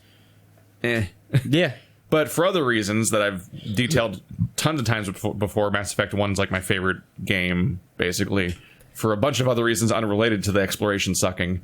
But if you go back and watch it, that trailer's still up there because everything's on the internet now. You can just like, and I did this in my video before I did my Let's Play of No Man's Sky because I was waiting for it to come out. And I was comparing the No Man's Sky trailers that everyone's hyped about to the Mass Effect exploration trailer, and how it's just making every identical promise. And it's like, wow, look, a much bigger, more experienced studio made all these promises 10 years ago.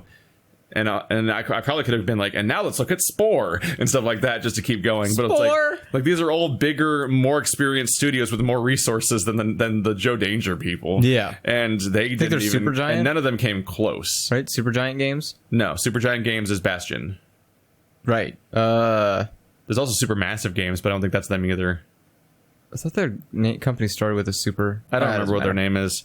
But like, I was like, this is not going to happen. Also, next one on the list, Star Citizen. Get ready for that discipline. I'm just kidding. It's never coming out. Star Citizen is never going to be a video game. It's got a pretty steady flow of Patreon money, though. Boy, those people get mad. Who? Star Citizen people? Yes. Oh, yeah, I know. They get real mad. I lived with one. I worked with one. One of my old roommates. It's like a fucking cult. Yes. God. One of my old roommates actually, like, he got, like, vulnerable about it. Like, why? Because he wasted money on a game that's never coming out and all the promises will never be fulfilled? He talked about the reasons why people devote to that game in a similar way to like people when people explain like the idea of being a member of the alt-right. Like, it was like being somebody who was like disenfranchised and has nowhere to turn and has a miserable life, and this is the one thing they put their hope into, was like his explanation, because I was mocking the fact that people put like thousands of dollars into the game to get a ship. That I was mocking those people specifically. Like, not people that are like back in the game because like, let's see how it goes, but like, I'm gonna put $50,000 into this mega ship and that kind of garbage. I'm like, those people are idiots. And they have problems. They are, and you shouldn't be allowing them to do this in the first place, because it's like the same, like, it's the concept of whales, where you're just like, I'm gonna profit off of people that have really bad habits, and I'm just gonna feel good about that. I'm a good person. And he was very bothered by my suggestion that maybe those people have problems, and maybe it's not a good idea for them to do that, or for the people to offer that in the first place. And that was like the big defensive issue for a while. And I'm like, oh boy, you're one of them. And it's like, my thing was, I just remember asking, like, is it out yet? And the person was like, well, you can play it. I was like, no, is it out? Like, released? He's like, no. I was like, then it's never coming out. I mean, it's a very real chance. I was like, the feature bloat keeps getting so real, and their development keeps getting pushed back so much. And it was supposed to be, the game was literally supposed to be out already several times. Yes. That's why I asked. I was like, when is it? When's your stupid game coming out? It's just like, all he told me was like, well, if you donate to the Patreon, you can play it now. I'm like, no, though, that's not really. That is not how that works. Weird tech demos, and modules. And I was shit. like, I'm asking when it comes out. I'm not going to donate money to a damn thing so I can get an alpha build. I want to play. Thing of like, we all should have learned by now. No, we have learned. But people just keep not learning. Well, you could say that about anything. Why do we have wars? We should have learned by now. Well, why do we have cults? We should have learned by. Why do we have religion? Why do we have political parties? We should have like you could keep going on the list, and the answer is always, oh right, people. We can't stop humanity from existing. At this point, I think these people are just getting their money's worth off of like the high they get from feeling like this could happen. Yeah, whatever. They have faith that it will come, and I think that makes them happy. I think that that's the value that they actually buy, is just feeling like this thing could be good, and they'll feel that way for like 6 years, and then it's been 6 years. And then it comes out, and they're like, oh. But for a while, they believe in something. It's been 6 fucking years. But I'm broken. I won't believe in shit ever again. I'm not even hyped about Shadows Die Twice. Like, people are like, are you hyped about... I never get hyped about things. It'll come out, and I'll play it, and maybe it'll be good. I'm not doing this whole fucking, like, losing my shit over hypothetical games. I'm super hyped about... There's too many good games that are always happening every day. Yeah. That I'm just... like, my backlog is so big of, like... I'm like, I'll play this game this week, but what about these other 5 games? Like, fuck! And I was like, but you're supposed to set aside brain space to be hyped about the ones that aren't real yet, too. I'm like, no. I'm hyped. I'm too hyped about the games that already are real, but I can't get to yet. I'm like super hyped about the new Smash Brothers, or I guess not new. I'm surprised it's the new Smash Brothers. It's not new. Is it a new one? No. Well, it's a port. It's a port of Smash 4 with 3 added characters. That's what I figured it would be. And from the get go, and I was surprised when people were acting like it was more than that. It is more than that to an extent. Because again, to the extent that Splatoon was. They added Ridley, Splatoon, and now every character from every Smash game is available to play. Yay! Including every map. The bummer is they're adding content to each of these new things where they expand the games, and I'm like, fuck. Like if you're a Wii U owner, you're like, but I already bought that game. Yeah, I have it on the Wii U, and I have it on the now DS. I got to rebuy it for the bonus thing. Why can't I have it? Well, can I just have DLC? To some capacity, this is kind of acceptable just because they're adding every character instead of just adding like added one new character. I just find myself wishing that like with the stuff they add would be DLC for the Wii U also. So it could be instead of buying the game again. They might. There's no reason they can't add it. They seem to just keep doing it. Well, it's Nintendo. They don't care. Like, didn't Tropical Freeze come out with new levels that I assume they didn't put out on the Wii U? No, Tropical Freeze. I know they're putting out. Tropical Freeze. Putting out Captain Toad again with bonus levels. Yes, Tropical Freeze was literally. I don't think there's going to be DLC. Tropical Freeze is a 1-for-1. The only difference was the funky mode, which is basically like, I don't know how to play platformers. Can you do it for me? Oh, it was like the easy mode. Yeah, but like Captain Toad's probably not going to put the DLC out for Wii U. Probably not. No. And I'm like, but I own it already. Can I just download the DLC instead of buying the game again? One thing, because that's a lot of money to repurchase the same game just to get the DLC. Yeah, and then get the amiibo because that also has DLC. I'm like, fuck. Well, one of the things that like an $80 thing when I already own the game. One of the things that hypes me about Smash, the only reason I'm hyped about Smash is because you like Smash a lot. No, not really. I hate Smash. You do though. You can't pretend to not. I like one character. I know you like to claim you don't like it, but you like obsessively play it at times, and it doesn't. It's the only fighting game I can play. Every other fighting game is this mishmash of cancer, and I don't want to deal with it. Dead or Alive, fucking Street Fighter. Like learning combos. No, I don't want to learn your stupid ass Power Stone.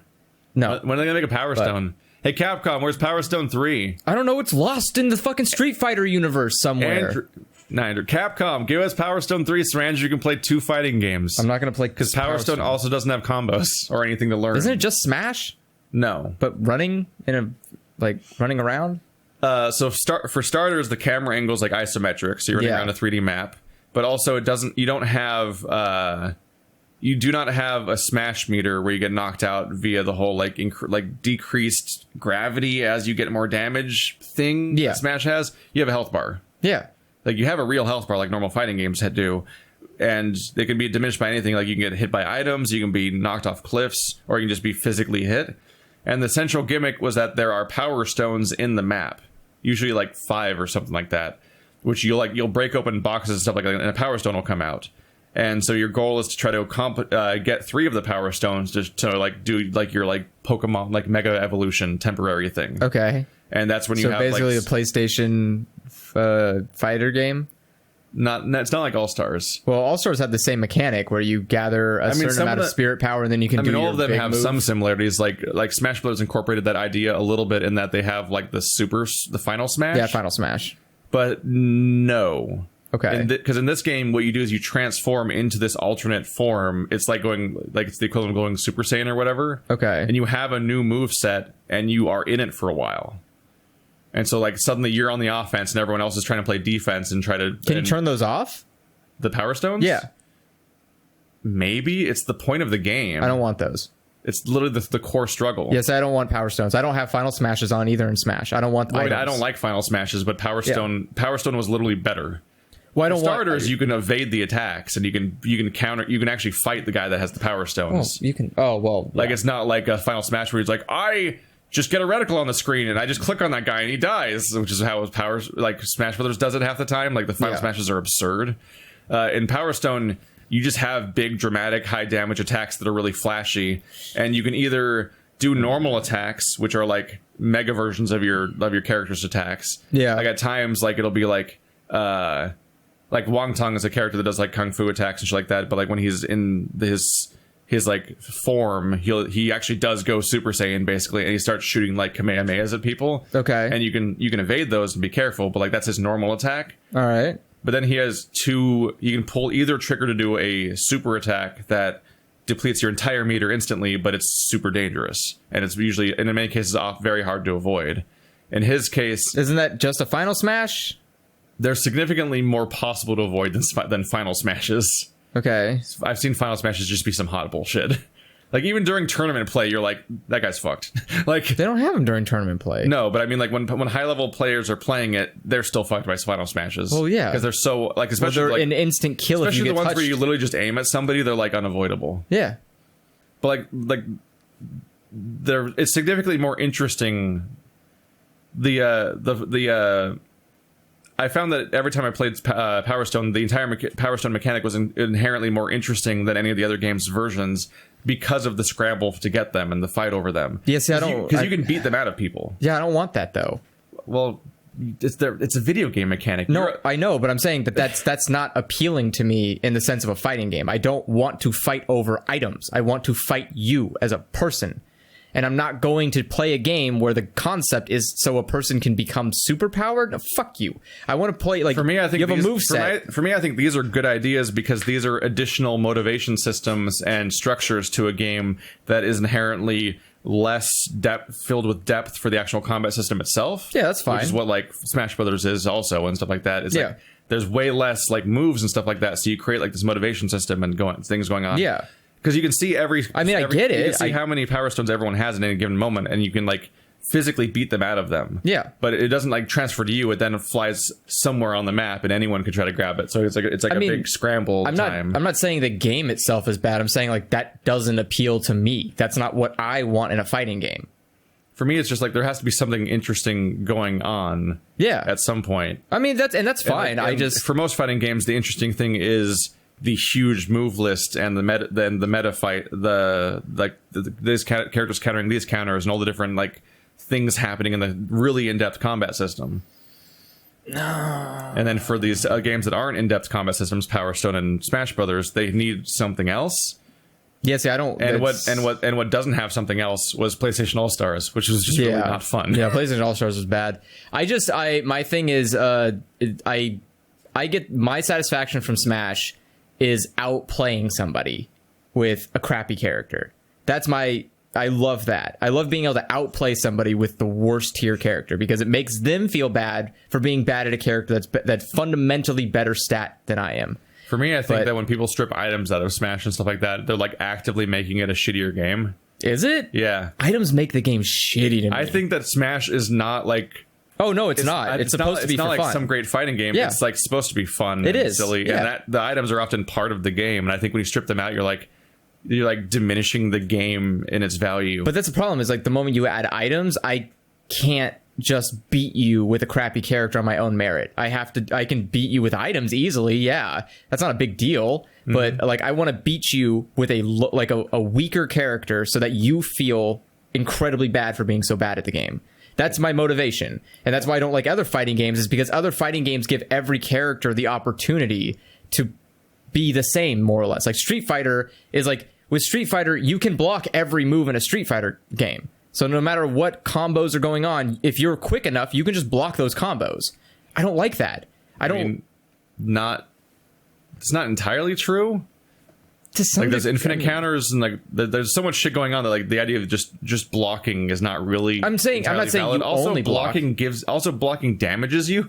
Well, yeah, but I mean, and also there's just like, but if someone does a combo and you block it, and then the moment they're done with the combo, you just start a combo right up, and they don't block fast enough, it's like, I don't want to play this war of attrition. That's a really shitty. That's not really how it works either, though, because fighting games are inherently kind of there's always a rock paper scissors thing going on where like you can't just simplify it to be like, hey, I can just block his shit and then attack him when he's not blocking, because whenever someone's over defending in a fighting game, you can grab them.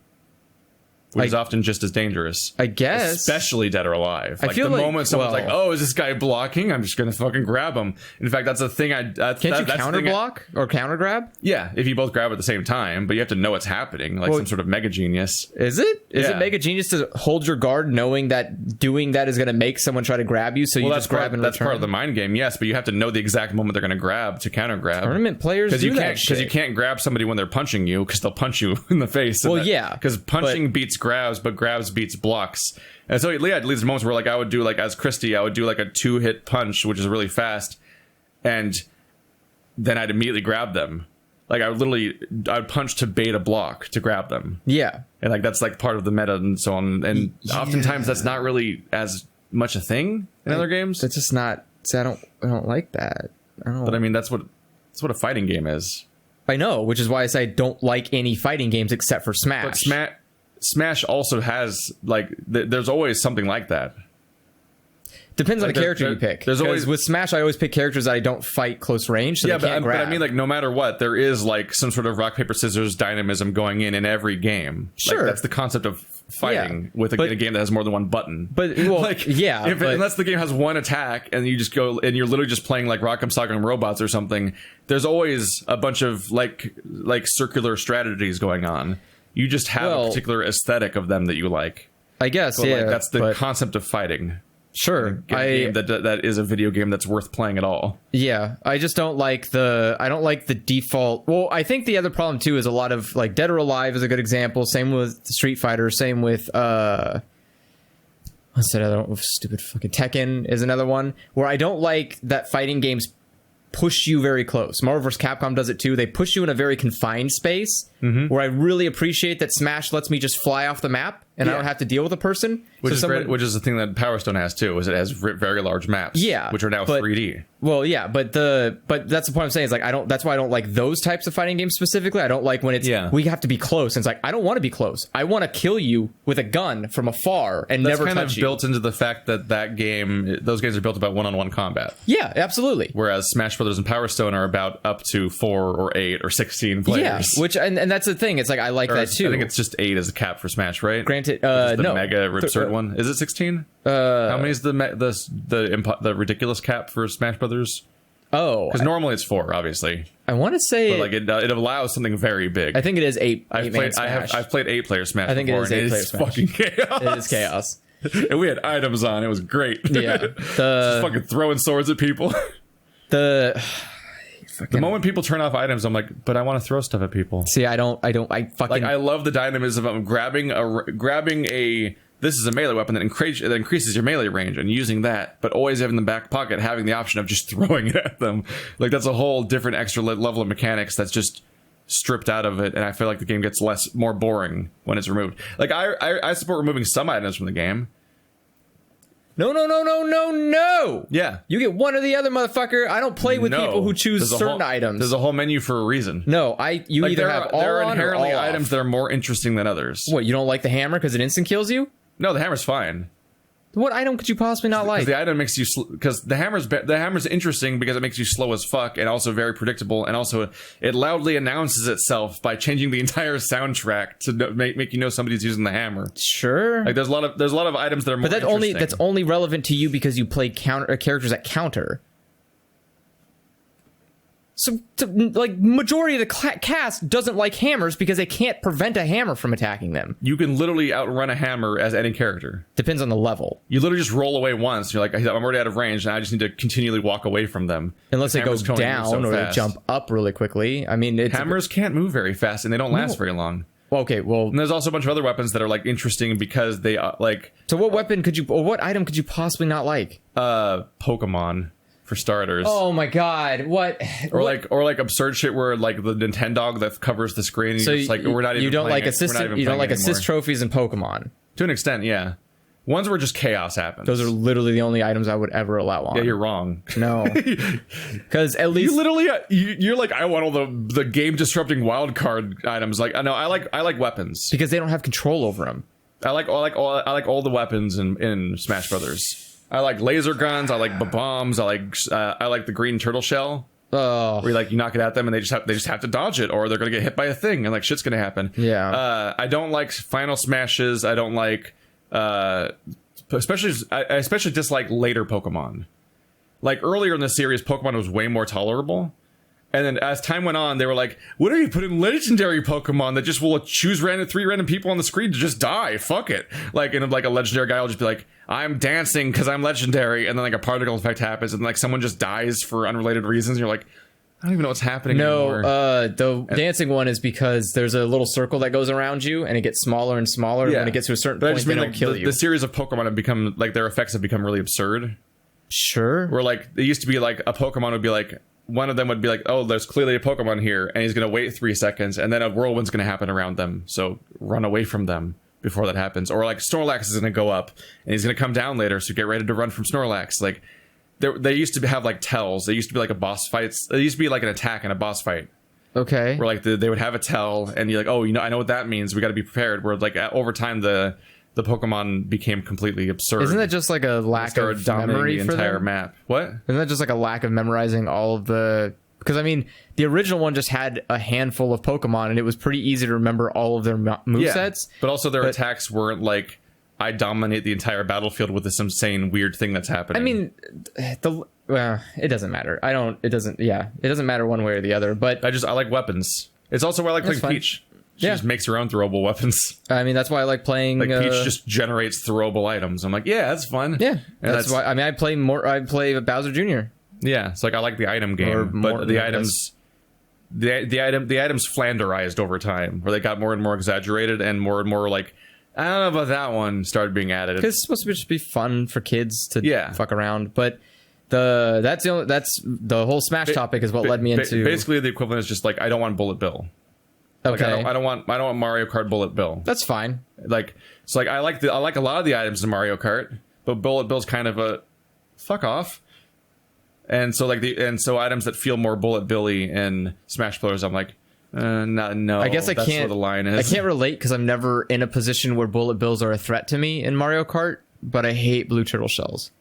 Blue turtle shells are literally blue turtle shell's not great either. There's no reason for it to exist. The fact that it's a discriminatory item. Yes. Where it has a target. It punishes you for being good. And it doesn't make any sense why I'm being punished for being a good player. Whereas that the gun that shoots the rings in Smash Brothers isn't like, this is biased against whoever's winning or whatever the fuck. Yeah. Or like, this changes the game. It's like, no, he's got the ray. You can see he has the ray gun. He's going to go. And it's not like red turtle shells, which red turtle shells can be countered. You can just throw a shell behind you or a banana behind you and it breaks the shell. Yeah. There are ways to counter every item except for the blue turtle shell, which is, and it's only been staying in because that one time they put it in, people are like, that was really nice because I got to win because some asshole got hit by a blue turtle shell. Like using the blue turtle shell. Because people like it until they're on the receiving end. I've never liked using it. It felt like a cheat where it was like, oh, I'm not good enough to beat you, but the game says I can beat you because I have an item now that will put you out.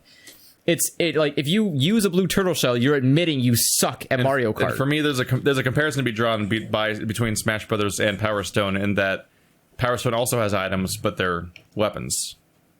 Yeah, like you'll get like a staff to beat somebody with and stuff like that, as opposed to like, and this turns the entire map upside down, and a dog covers the screen, and I killed that guy at random, and I'm like, I mean, fuck off. Yeah, man. I'm agreeing with you. I don't play with any items for that reason. I don't want anything. I don't want anybody to have any kind of advantage over whatever their base character gives them. because I find them interesting. Because I'm fighting you. I'm not playing with you. I'm fighting you. If I want to play with you, we would have toys come in and they would all be fun and cute and we'd all go like, ha ha, beams, pew pew pew, throw. I'm not trying to do that. I'm trying to fight you. That's the whole point of this, which leads me into to answer my question of how I was right was when I played. The one time I was right was when I played Smash Brothers 4 for the first time. And or not for the first time, but when I played Smash Brothers 4, you playing about sword characters. No, and I picked Bowser Jr. and I was told that character is trash. Don't play it. It's not worth it. Bullshit. It's all in who you are as a player, not what the stats are. Because I think they were looking for more of like a. I think they're looking more for like a time that you like publicly declared something that people gave you shit for, and then, I did. Like I publicly declared that wrong. I publicly declared that like, on the. You're like, wow, I'm vindicated here. But like, you're talking about something where both the claim you make is something no one saw, and you being right is something someone also no one saw. Because like you don't even do Smash Brother videos. I guess publicly. Well, no, that's not true. You can find my Smash Brother videos. Did you do a few of them? Yeah, somewhere? They're on because the Wii U has the option, or the Wii U Smash has the option to upload highlights. Yeah. To YouTube, but I didn't want to do that on Sad Games, so I just have like a second. It's on the sidebar. Oh yeah, with the channels. You have like your private Smash Brothers highlights. It's just highlights from Overwatch and Smash Brothers on there. But you could see all of my amazing top tier level Morton bullshit. And I remember I posted on because I went to the Smash community forums and I was like, hey, what are I was looking for tier characters. Do you have any more like prediction like claims you did as opposed to like?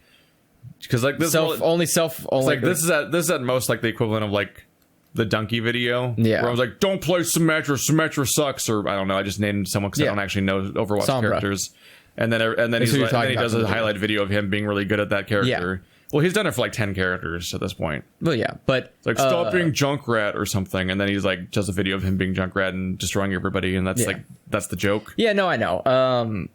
Publicly, no, not all of my things that I've said publicly are fulfilling. It's just your opinion, basically. Yeah, like my opinion's right, and I hate things. Yeah, basically. Fuck you, everybody. Mostly because I'm gonna hate this thing preemptively. Psych! Surprise! I hated it when it came out. That's pretty much all I do because making any guess on things is kind of, I don't know. It kind of seems like pointless to me because I would rather just have the fun of being surprised rather than. I forgot this question was actually what we were talking about, by the way. I would rather be surprised by the end result rather than just, like, oh, it was exactly what I expected. Okay, well, that's cool, I guess. We'll go on with that because I've had that enough to me. In anime especially, where it's like someone shows up and is like, hi, my name is that guy's the bad guy for the rest of the show. and then the person shows up and he's like, I didn't mean to betray. My machinations remained undetected and it's like, for years. It's exactly that video. And I'll sit there and just like, so this whole show is a waste of time because I've already guessed it. Make it as beautiful as me. And it's just, I hate that shit. I don't like to predict things that I care about because it like ruins it for me. And I'm not going to predict things I hate because I don't care if I'm right.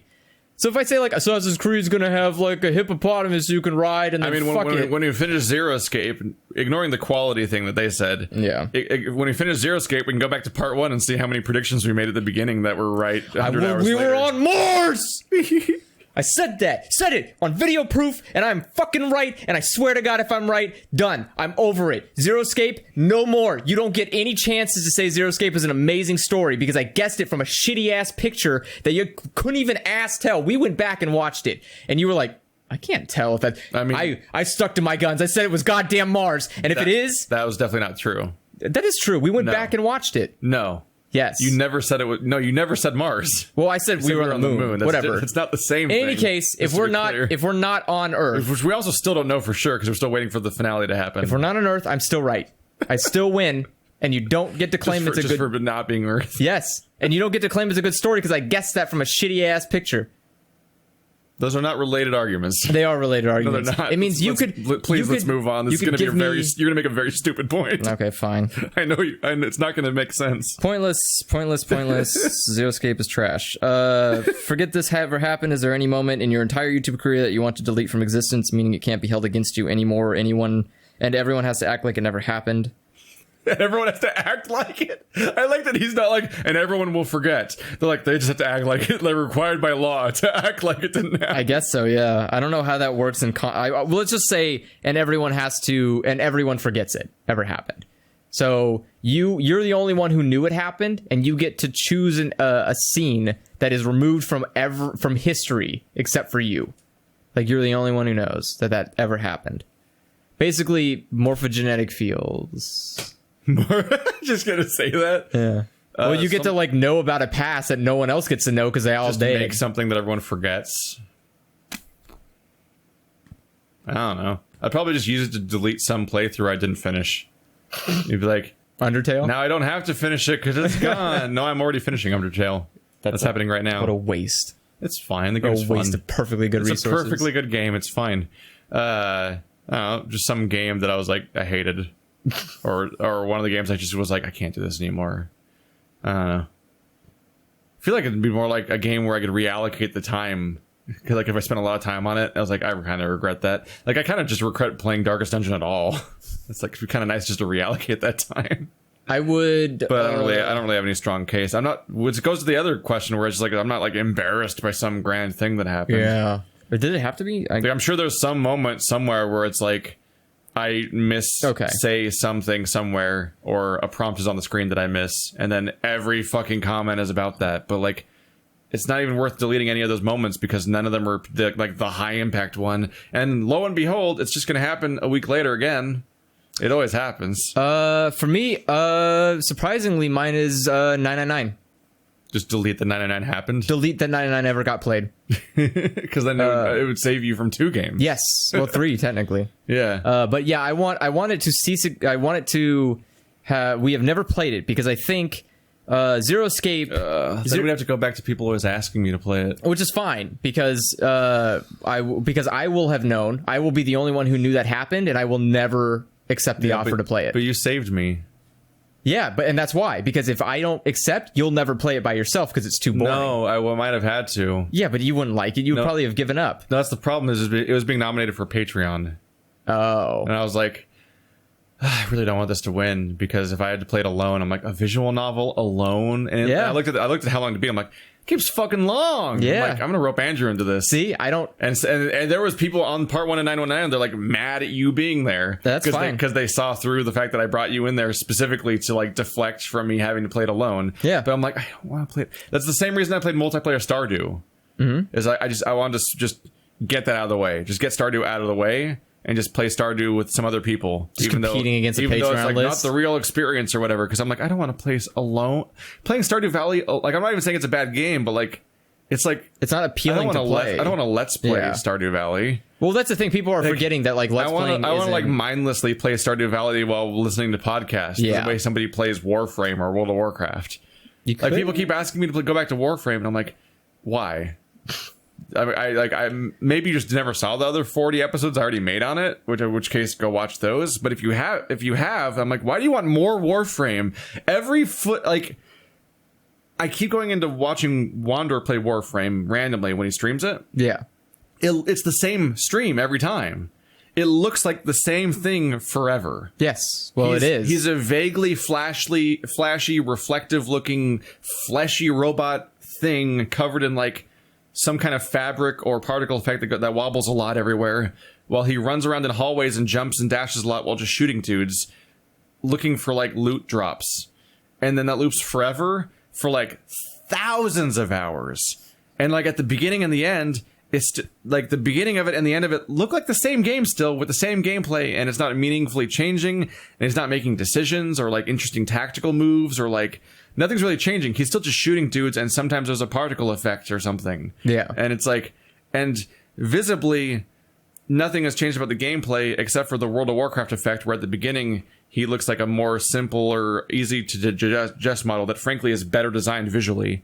And at the end, he's a nightmare end of an MMORPG monstrosity, where he's like, I've got a mega demon as a mount and 50,000 shoulder pads and 3 capes at once. That one's made of fire. That one's made of lightning. And my feet are made of tricycles. And it's just like they keep bolting on more visual elements onto it to make, because the only thing that justifies playing those games.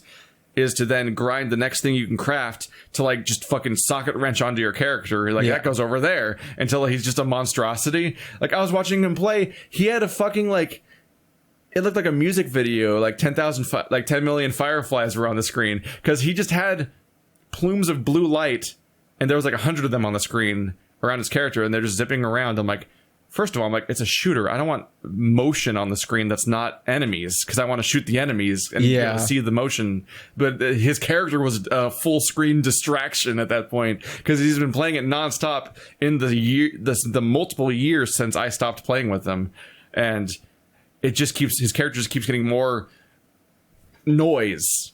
And I'm like, while the gameplay I'm watching, I'm like, he's still just doing the same thing. He's just like, you do the power metal like knee power slide on the ground, then you jump in the air and somersault and dash to like because that's just the series of moves you do to move faster. Yeah, it's like I haven't even played Mario Odyssey, but I've seen like the loop people do. Yeah, like cover distances, to throw the hat, jump, and like you're just like Warframe hour 1 to Warframe hour 1 billion is just watching a weird flesh metal monster do acrobatics and shoot people in the head forever. Yep. And I'm like, why do people want more? I don't understand the appetite for watching that content. I mean, forever. Again, we've discussed this so many times. It's the same fucking people who want like Northern Lion to play more Binding of Isaac. It's like there are people who just are content with this one type of thing and they want to see more of that type of thing because they want to watch other people play it and see the mistakes you make. I guess they're the reason why a show hasn't a season 20. Yeah. It's the reason why Simpsons is still on. Oh. Because you stupid ass people won't just stop watching it like the rational humans should. Let the damn thing die already. God damn. Can't wait till I'm like 50 and Matt Groening is dead and Simpsons is on season 500 and I have to fucking wish I was dead. They'd have to accelerate a bit to reach season 500 when you're 50. Who knows? Maybe they just start pumping out a season every week. I don't know what the Fox. They just go into their hyperbolic time chamber and they put out a new season constantly. I mean, at this point, they could just call it one episode a season. I don't know what they'll do with their lives. It's Fox. They'll just cancel a show and then bring it back and then cancel it again. And then maybe they'll just poop all over the studio and then say, like, that was that guy's fault. And then he was the pooper. Yeah. He was the serial pooper all along. Yeah, they'll be like, it was the libtards. This is how Fox works as a company. They just like point fingers at everybody and go like, it was your fault and that fault and it was never ours. We're great. Fox is great. You're fucking assholes. Talking about the Lisa incident. We're talking about like every single interaction Fox as a company. They just made Lisa act as the opposite of her personality. No, it's just like if you look at Fox as just a company that exists, it's a monstrosity of hypocrisy. It shows up and it just fucks everything up and it goes like, man, you guys are awful people. It's like, what the fuck? We were fine. What did you do, Fox? It's like, I just came in. You guys are bad.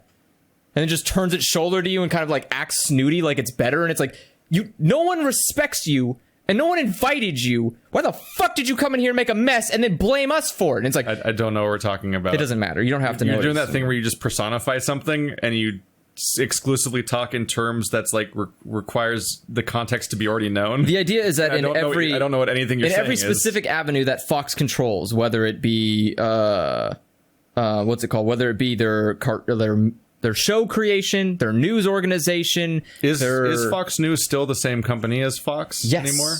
Well, they're still. I thought they weren't the same thing anymore. Still under the same umbrella. Oh wait, no, now they're off. What? Because Disney bought Fox. Yeah. And they're like, with the Fox News, like, go away. Shoo. Well, they still own. Do they own Fox News? Yeah. I thought they specifically don't own Fox News. I think they still own Fox News. I don't know. Let's not. No, we're not going to start researching this. In any case, no matter what, anything that has Fox attached to its name is a shit show. I spent the last 10 minutes researching the ownership of Disney's corporation.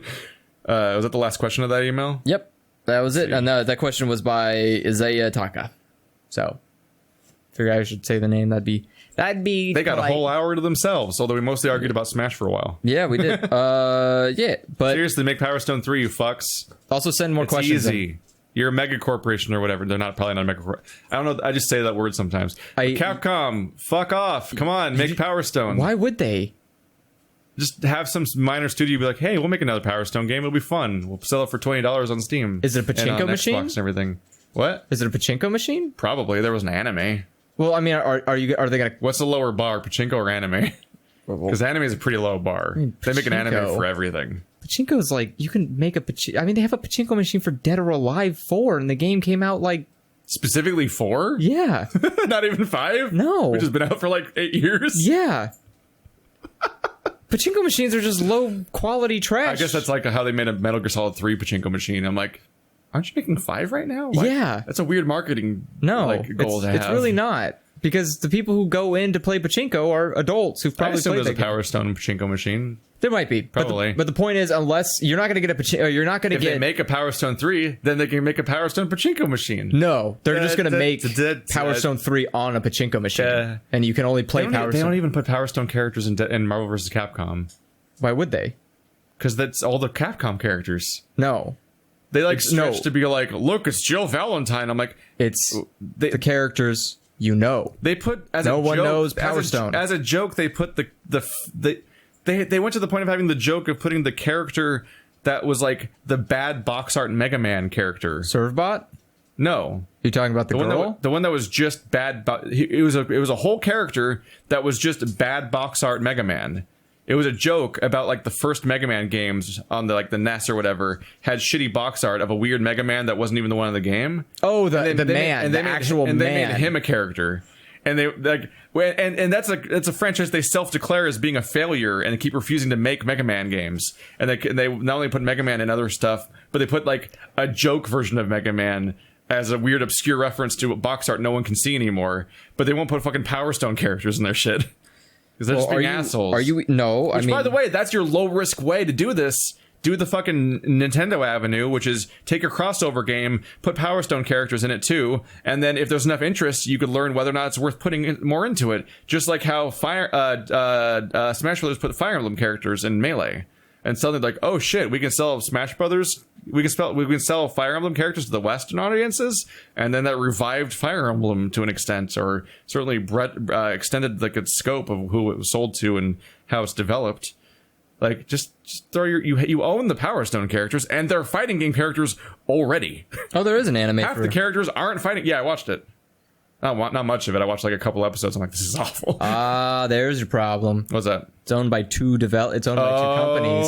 It's also owned by Klein Computer Entertainment. Who the fuck? Yeah, who the fuck? But they own it, and Capcom can't make it until that company either goes defunct or sells the IP. I wonder if that's what's going on. I know they eventually re-released it on PSP. I'm like, no, please put it on console, assholes. That poor franchise was on Dreamcast and PSP. That's the two platforms. I mean, Dreamcast is a pretty good system to put it on.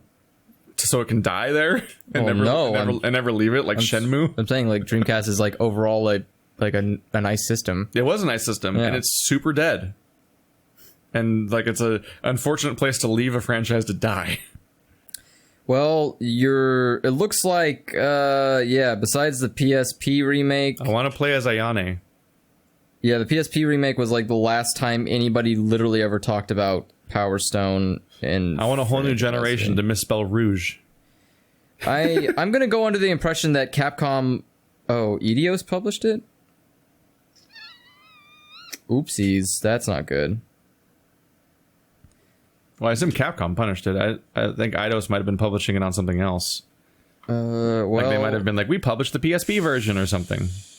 Yeah, but that's Square Enix now. Yeah. Yeah. So but they might have joint custody of the IP. No. Yeah. It says Eidos only published the European Dreamcast version. I don't know what the stipulation is. That's not the same thing as claiming ownership.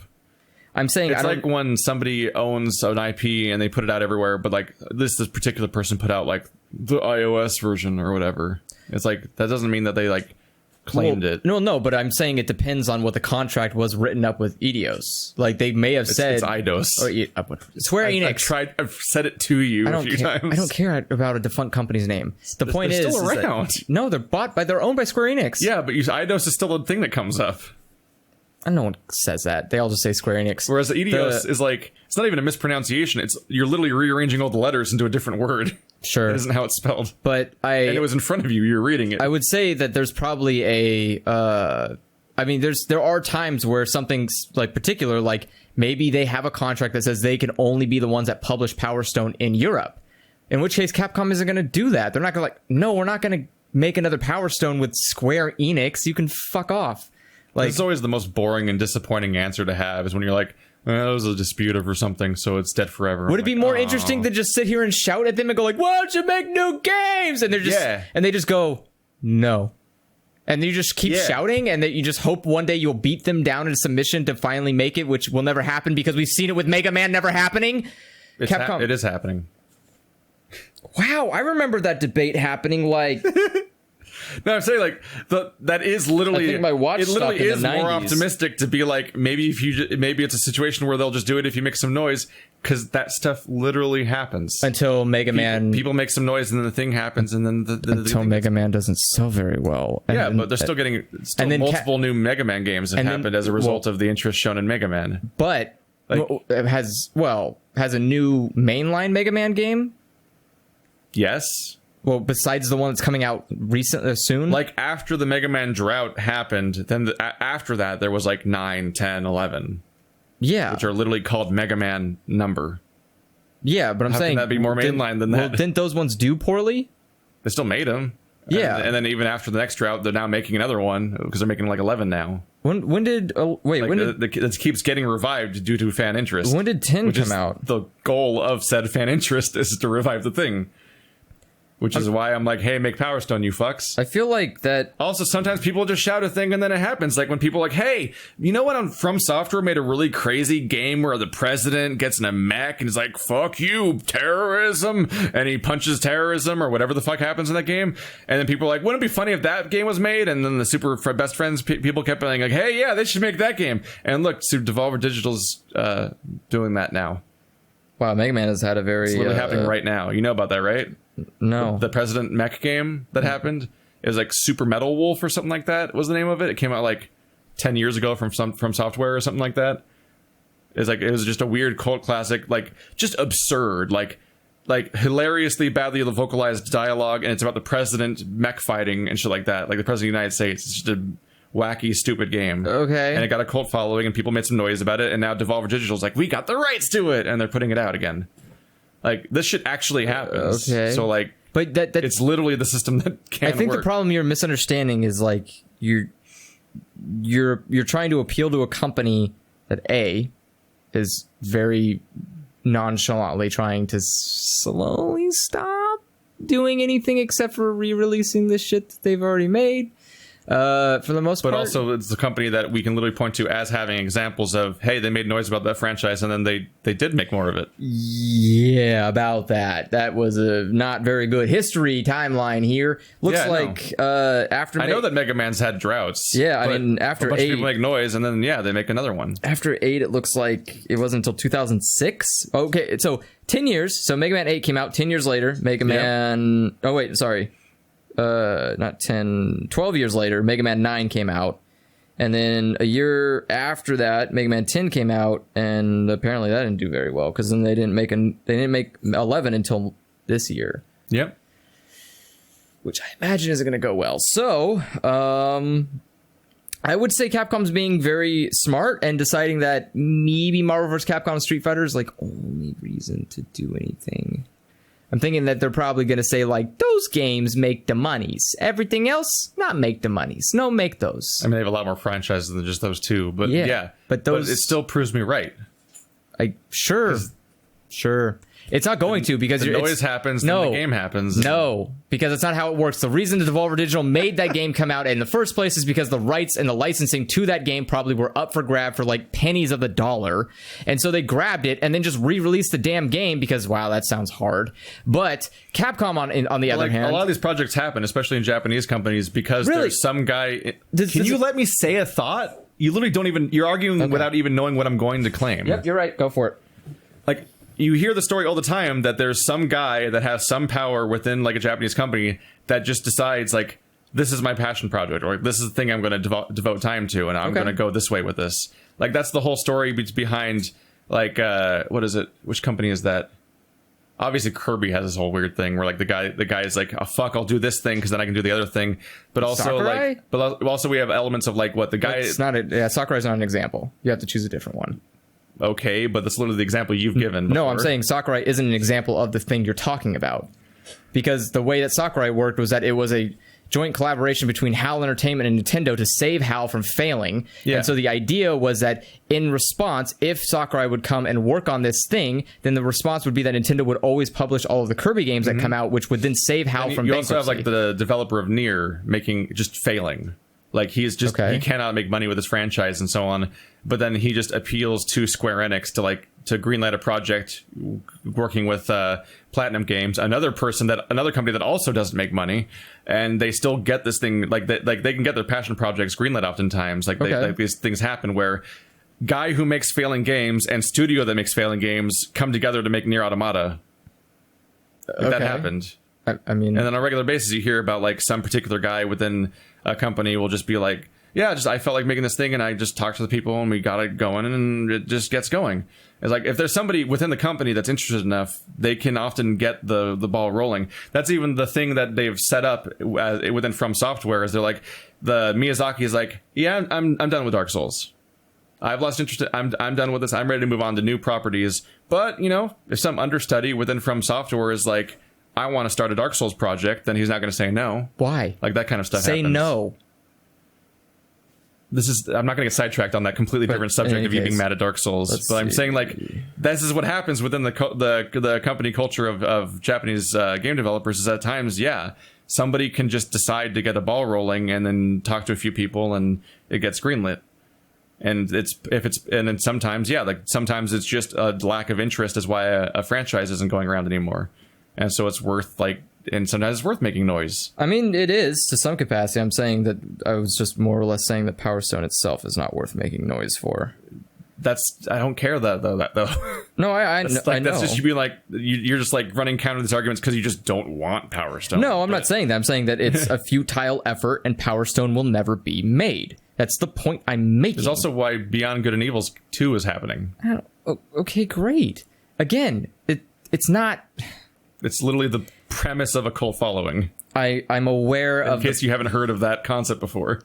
I'm not. It's just like if they decided, it's just like if a company was like, let's make a new Dino Crisis. Fine, I would love. People kept talking about Dino Crisis. I would love to see Capcom cave in and create a brand new Power Stone just for you, Keith. I want to see it because you know what? I would be so curious if they can manage to wrangle the two fucking people that made the goddamn original game. Because it turns out that they're really kind of fucking busy with the two other giant IPs that Capcom has, which means they're not going to be willing to take them off from the fucking projects that they're busy building to make some goddamn Power Stone game that Capcom hasn't even thought about for fucking what, 10, 20 years now? It's kind of like how Devil May Cry comes back after like not having a new game for 10 years. Weird. Guess who's building that Devil May Cry game? The Power Stone guy. He's fucking busy right now. So I like how you looked at. He's like showing me the iPad like there's evidence on it. Oh, sorry. Here, I was on the wrong guy. Did you like track the dude? Yes. Hey, look. Known for Devil May Cry. Currently working on new Devil May Cry. Weird how that happened. It's almost like he's busy with things he cares about, which isn't Power Stone. I mean, the stuff branches. The guy known for Devil May Cry was known for Resident Evil because Devil May Cry came out of Resident Evil. Okay. Because they were making Resident Evil 4. They're making a radical change to the franchise, and then they're like, no, it's a little too radical, and then it became Devil May Cry 1, and then they made another radically different Resident Evil 4 that was not quite as radically different as Devil May Cry turned out to be. Yeah, based on this, I'm going to go ahead and say that both of the original creators are very busy, to the extent of like forever in time busy. Because this guy, when he's not busy working on Devil May Cry, he is very wrapped up. He's very wrapped up in playing Street Fighter, because that's literally his thing. He's like Sakurai, where he goes off. I know that he's like a lead guy at Capcom. Yeah, he makes a bunch of Capcom things. Yeah, and the other guy is also a very lead at Capcom, who makes all the other Capcom. But basically, one guy makes. You literally don't have a point to make. The point I'm making is that the only two people who would approve of Power Stone being made are two people who are too busy to be a part of a Power Stone project. Such a fucking asshole. The point I'm saying is that again, I was literally just like, I'd like another Power Stone. That'd be great. But you kept saying it over and over to the point where it seems slightly ridiculous. And the notion that, like, for some, I'm literally done. I'm done. Can we stop? Yes. You're literally like yelling about nothing, and it's not worth. I'm yelling the that like conversation. the concept of that. We're gonna have like a half an hour of airtime of you yelling at the premise of somebody else liking the idea of a sequel happening. Can totally logistically happen. Okay, well then I can't wait for it to happen. I'll be here waiting. I look forward to my death, and it never comes. It's not like this is like this is going to be the thing that I'm going to say I'm going to be right about in 10 years. What, when there's no new Power Stone ever? And I will say, wow, it's almost like Capcom was never going to do that. That wouldn't even be a good I'm right moment, because it's not like you you didn't make like a grand claim or anything. Sure I did. My grand claim is Power Stone your claim is that a franchise that hasn't had a game for 12 years will continue to not have a game. Based on the example of Capcom. Which is totally fine. Is it? Capcom has been reviving other franchises based on what you said. Fuck you. So you said you don't get to fucking like make my point as if like no, you're invalidating my claim that it's a good prediction, because you don't get to try to make you don't get to spend the entire conversation acting like nothing I say is valid or reasonable at all. It's not. But then use them as arguments for why you're making a good claim. I can use them as arguments. You don't get to be you can't be the one that deny my. You're literally claim. using my arguments to hype up how you're like betting for the underdog now, and it's a good claim. It's not an underdog. It's I'm just betting on the consistency. The whole premise of the question is the idea that you made a claim that people disagreed with and thought was unlikely, and then you were vindicated in the end, even though you were the one person saying it. That's the whole premise of the question. Oh. And the only way that can be true is if like you'll have like an underdog argument, or like you're making an unpopular claim or something like that. But you've literally spent the entire conversation refusing to acknowledge anything I say as being even vaguely valid. But then the moment it's over, you're like, no, it's a totally good claim, because if I, for one sentence, claim that everything you said was okay, I can make my claim good for when I'm right later. But your whole premise is that it's literally never a good claim, and this isn't a thing to brag about being right for, because it's literally, I'm the stupid one and everything I say is insane. Yeah. You can't, you're an insane person. Yeah. That's the whole point. See you guys next episode. Andrew's going to have a smoke break. Send more questions, please. And I'm going to have an Andrew break. We have only 2 questions, so send more. We need more. The email's at the bottom. Please send more questions. I swear to you, I'm going to be mad. Goodbye! Whatever you like, Andrew wants to die! Including myself!